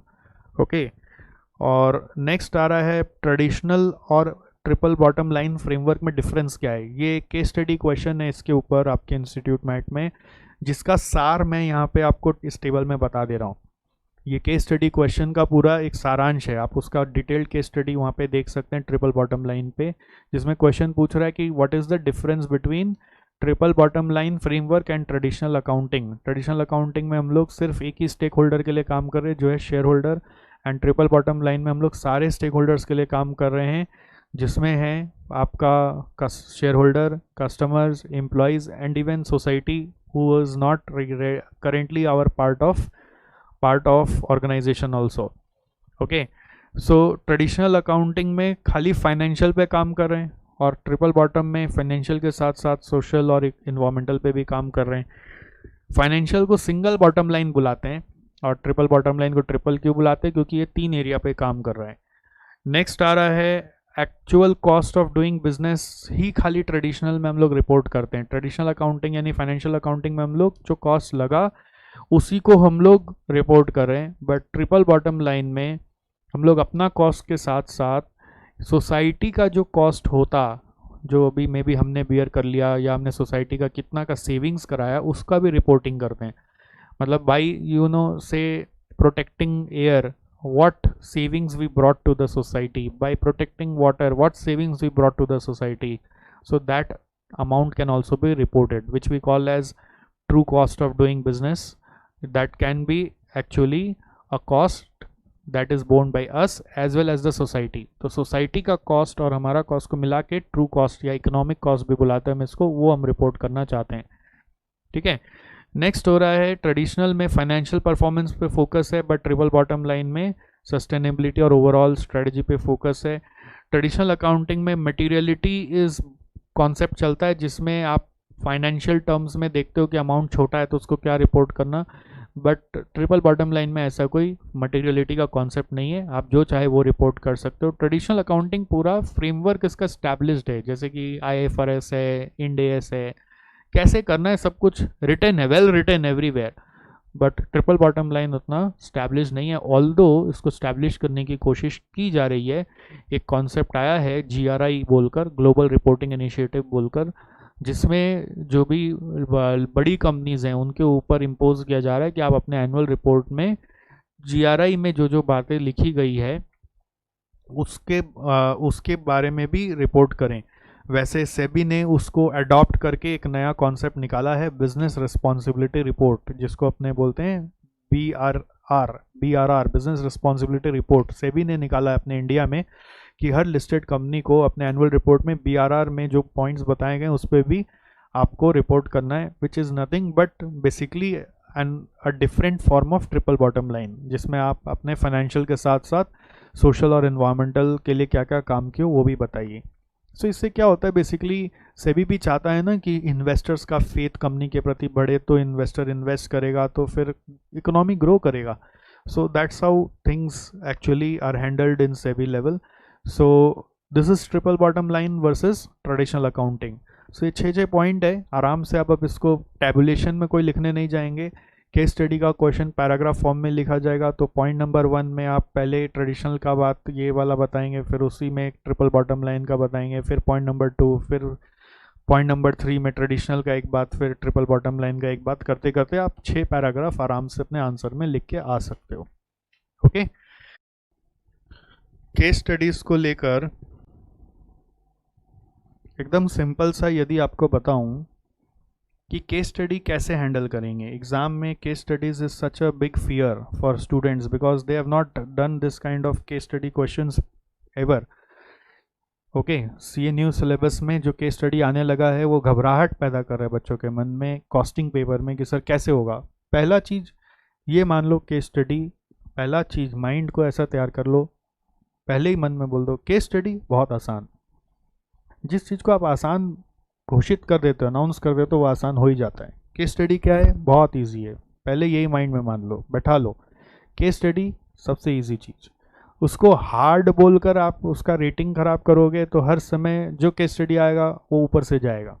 पहले बोलेंगे केस स्टडी माने बहुत आसान चीज़। एक सबसे इजी चीज़ जो कॉस्टिंग पेपर में डाला हुआ है वो है केस स्टडी, सबसे आसान।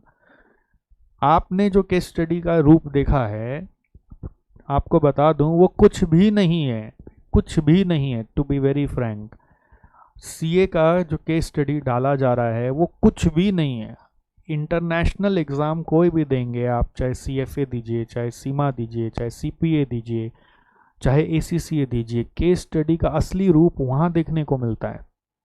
केस स्टडी उधर आता है, वहाँ पे जो बच्चा बच्चा केस स्टडी है ना, वो सब आपका फाइनल लेवल में डाला गया। उधर का बच्चा बच्चा केस स्टडी आपका यहाँ पे डाला गया। असली केस स्टडी देखोगे ना, माथे के बाल झड़ने लग जाएंगे, ऐसा हो जाएगा। मैं आपको अपने सीमा एग्ज़ाम का एक केस स्टडी का रूप बताता हूँ। मैंने कई बार अपने रेगुलर कोर्स में भी स्टूडेंट्स को बताया है। जब मैंने सीमा, ये लंदन का कॉस्ट अकाउंटेंट इंस्टीट्यूट का एग्ज़ाम दिया था, उसमें एक लास्ट पेपर होता है, पूरा उसका पेपर का नाम ही केस स्टडी पेपर। उसका केस स्टडी 30 पेज का होता है, एक क्वेश्चन 30 पेज का, जो वो लोग एग्ज़ाम के 2 महीना पहले ही वेबसाइट पे छोड़ देते हैं। बोलते हैं जाओ दुनिया में जिससे पूछना है पूछो, जिससे समझना है समझो, जो किताब लेना है ले लो, लेके पढ़ लो। ओके, 30 पेज का केस स्टडी पहले ही रिलीज़ हो जाता है। उसके बाद जब हम एग्ज़ाम हॉल में जाते हैं तो अपना कुछ नहीं ले जा सकते, वो 30 पेजेस हमें मिलता है। उसके अलावा 2 से 3 पेज वो लोग वहाँ पे ऐड ऑन कर देते हैं, जिसके कारण पूरा कहानी ही चेंज हो जाता है। जो सोच के आए थे और यहाँ पे जो हो रहा है वो अलग ही हो जाता है। फिर आपको कुछ क्वेश्चंस पूछे जाते हैं जो एक ही केस स्टडी से जुड़े हुए होते हैं, पूरा 30 और इधर 2-3 पेज मिलाकर, जिससे 100 मार्क का छोटा छोटा क्वेश्चंस निकाल के पूछा जाता है, जो 10-10 मार्क का 10 क्वेश्चन हो सकता है, या जैसा भी उनका पैटर्न हो। ओके, और अब आपको उसका आंसर लिखना है more in the light of the current 3 pages that has been given and less and but definitely including some reference of those 30 pages also, and try to also include, उधर condition लगाया जाता है, the real world example related to this case study if you have any preparation for that. तो 3 parameter पे लोग check करते हैं कि आपने करंट वाला को यूज़ किया कि नहीं, पुराना 30 पेज को यूज़ किया कि नहीं, और रियल वर्ल्ड का केस स्टडीज़ को आपने यूज़ किया कि नहीं किया। 3 पैरामीटर को चेक करते हैं, और उसके बाद वो चेक करते हैं कि आपका हर क्वेश्चन का आंसर किया हुआ है कि नहीं, और हर क्वेश्चन का, हर रिक्वायरमेंट का जो पॉइंट्स है, मेन पॉइंट्स, उसको आपने टच किया है कि नहीं। एक एक को बड़ा लिख दिया, दैट्स नॉट इम्पॉर्टेंट, हर एक एरिया को टच किया कि नहीं। तो केस स्टडी का पहला बेसिक रूल ही यही होता है, first you have to understand whatever is giving to you is very easy. Second number, you have to understand that when you are doing case study you cannot write lengthy answers, do not write lengths, okay, do not write in length, हमेशा short लिखोगे। जो आपका institute mat में दिया हुआ आप उसको अगर मॉडल आंसर मान लोगे और उसी को रेप्लिकेट करोगे तो फंस जाओगे, आप कर ही नहीं पाओगे। आपको अपने हिसाब से शॉर्ट में लिखना है। कवर ईच कीवर्ड्स, ईच आप सोच सकते हैं कीवर्ड्स बोल सकते हैं या की पॉइंट्स बोल सकते हैं, जो भी कीवर्ड्स आपके मॉडल को रेफर करना है, यदि को for the model to be referred, जैसे वैल्यू फॉर मनी फ्रेमवर्क को रेफर करना है, जैसे परफॉर्मेंस प्रिज्म को फॉलो करना है।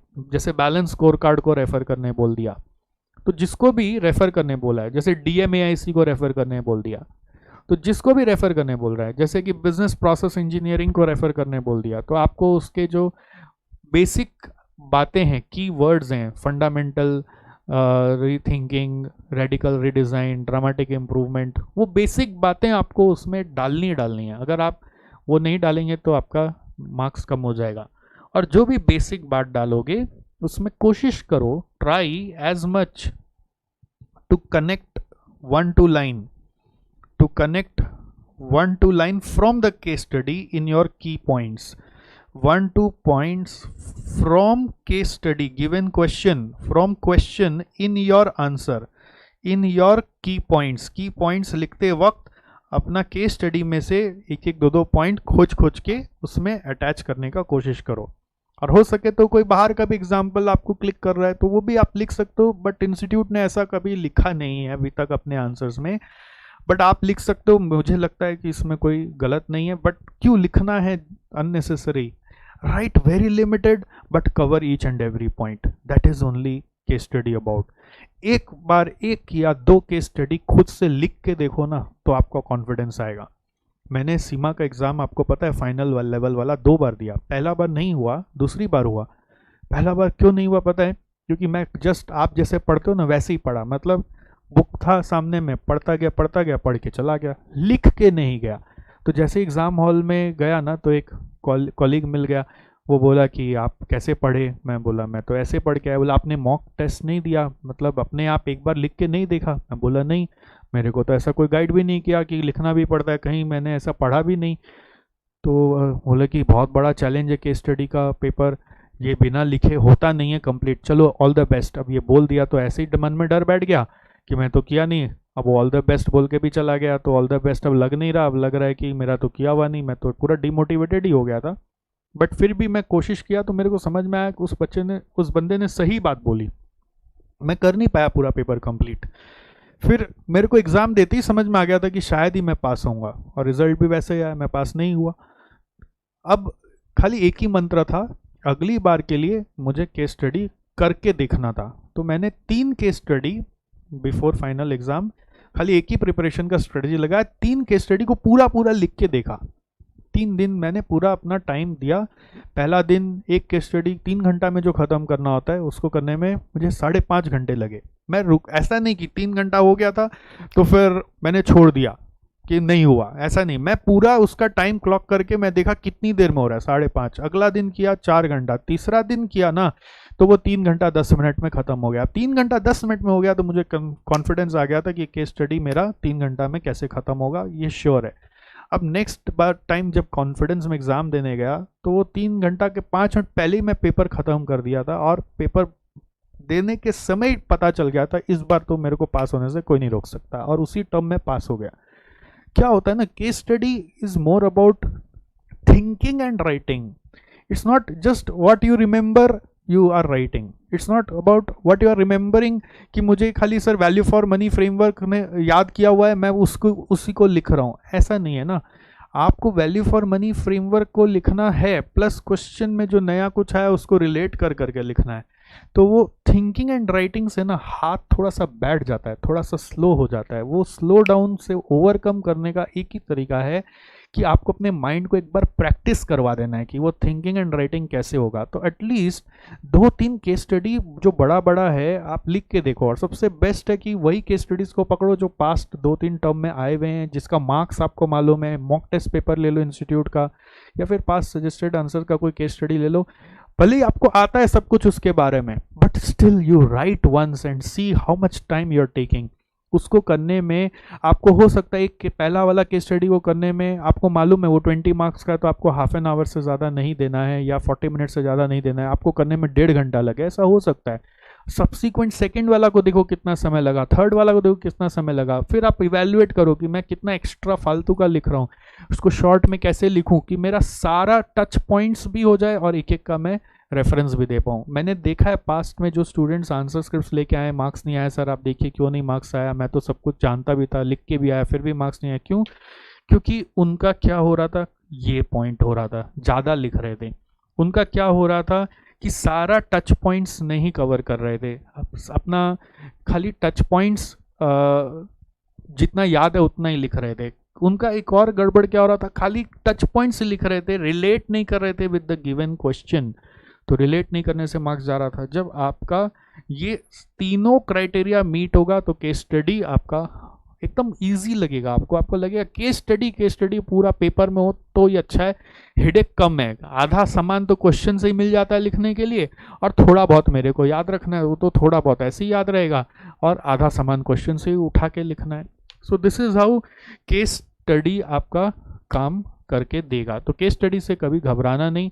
जस्ट मेरा एक ही रिकमेंडेशन है कि you must practice at least 3 case studies and see your time taken to that, and उसी को ही प्रैक्टिस करिए जिसका मॉडल आंसर्स भी आपके सामने हैं। बट आंसर को रेफर करते हुए मत लिखिए, क्वेश्चन पढ़िए, आंसर पता है फिर भी लिख के देखिए। अगर लिखने का अभ्यास हो गया ना तो बस काम हो जाएगा आपका। ओके, some people are saying sir test ले लो भैया। संभव नहीं है टेस्ट लेना और चेक करना, that is a big challenge. उसको चेक करवाना is a big challenge. Okay, और आप अपने आप खुद से इवैल्यूएट करो अपने आप को एंड देखो क्या क्या हो सकता है। अगर मेरी कोई इनपुट की ज़रूरत है तो मैं आपके लिए हमेशा अवेलेबल हूँ, आपको ये सोचने का ज़रूरत नहीं है। चलिए, so with this I have completed your full CA final new syllabus revision. Okay, so it's fully complete. I am also very happy to have you together, and thank you for all your cooperation, especially the hiccups were there in initial days with the new technology, but everything is quite seamless now, as you can see, and really some people have passed through it. आप लोग भी बहुत सहते सहते यहाँ तक पहुँचे, हम भी आपके साथ लगे रहे, आप भी लगे रहे, तो दोनों का तालमेल से सक्सेस हो पाया है। वरना ये कोर्स बीच में ड्रॉप भी हो सकता था अगर आप साथ नहीं देते तो। हाँ, ये ज़रूर है कि सब कोई साथ नहीं दिए, बट बाकी लोग भी पीछे पीछे आ जाएंगे, अब ये मेरे को पता है, बिकॉज मेरे ज़िंदगी के रूल में ना एक ही रूल आता है, ठीक है, we should not follow always the mass. Okay, we should not follow always the mass, we should follow always a class. Class means a part of mass that is always ready to face the challenges, that is always ready to support you in every circumstances. We should follow always the class. Once class of people come to you, the mass automatically follows the class. ये चीज़ मैंने पहले भी आप लोगों को अपने videos के through बताया, वापस आपको बताया, और ये जो भी मैं बताता हूँ ये सब मैं फॉलो करता हूँ तो ही आपको बताता हूँ, ऐसे जस्ट कहने के लिए कुछ भी नहीं कहता। सो आप मेरे लिए वो क्लास हो, ओके, जिसके साथ मैं आगे बढ़ा और ये कोर्स ख़त्म कर पाया, एक प्लेटफॉर्म सक्सेसफुली हमारा रेडी हो पाया। Okay, so I really thank you for being with me till the end, and interestingly you are the class whom now the mass will follow. आप ही वो क्लास हो जिसको मास फॉलो करेगा, एंड नंबर्स आपको अपने आप पता चलते रहेंगे टाइम टू टाइम। यदि आप SJC से टच रहोगे तो KPIs हमारे वेबसाइट पे बहुत सारे डाले हुए हैं हर एक कोर्स के, आप वहाँ पे खुद भी देख सकते हो। सो परफॉर्मेंस मेजरमेंट अब अपने आप होता रहेगा, बट पॉइंट इज़ आपका साथ सब चीज़ में बहुत ज़्यादा चाहिए होता है। एंड बहुत सारी छोटी छोटी बातें मैंने सिखाई हैं जो ज़िंदगी के उसूल भी हैं, जैसे कि फर्स्ट डे में परफेक्शन कभी नहीं आ सकता किसी भी चीज़ में। अब लाना है तो उसका तरीका होता है, उसके लिए हम लोगों को बहुत बड़े होने पड़ते हैं। We need to be very very big investors, which we are not. I am a common man like you.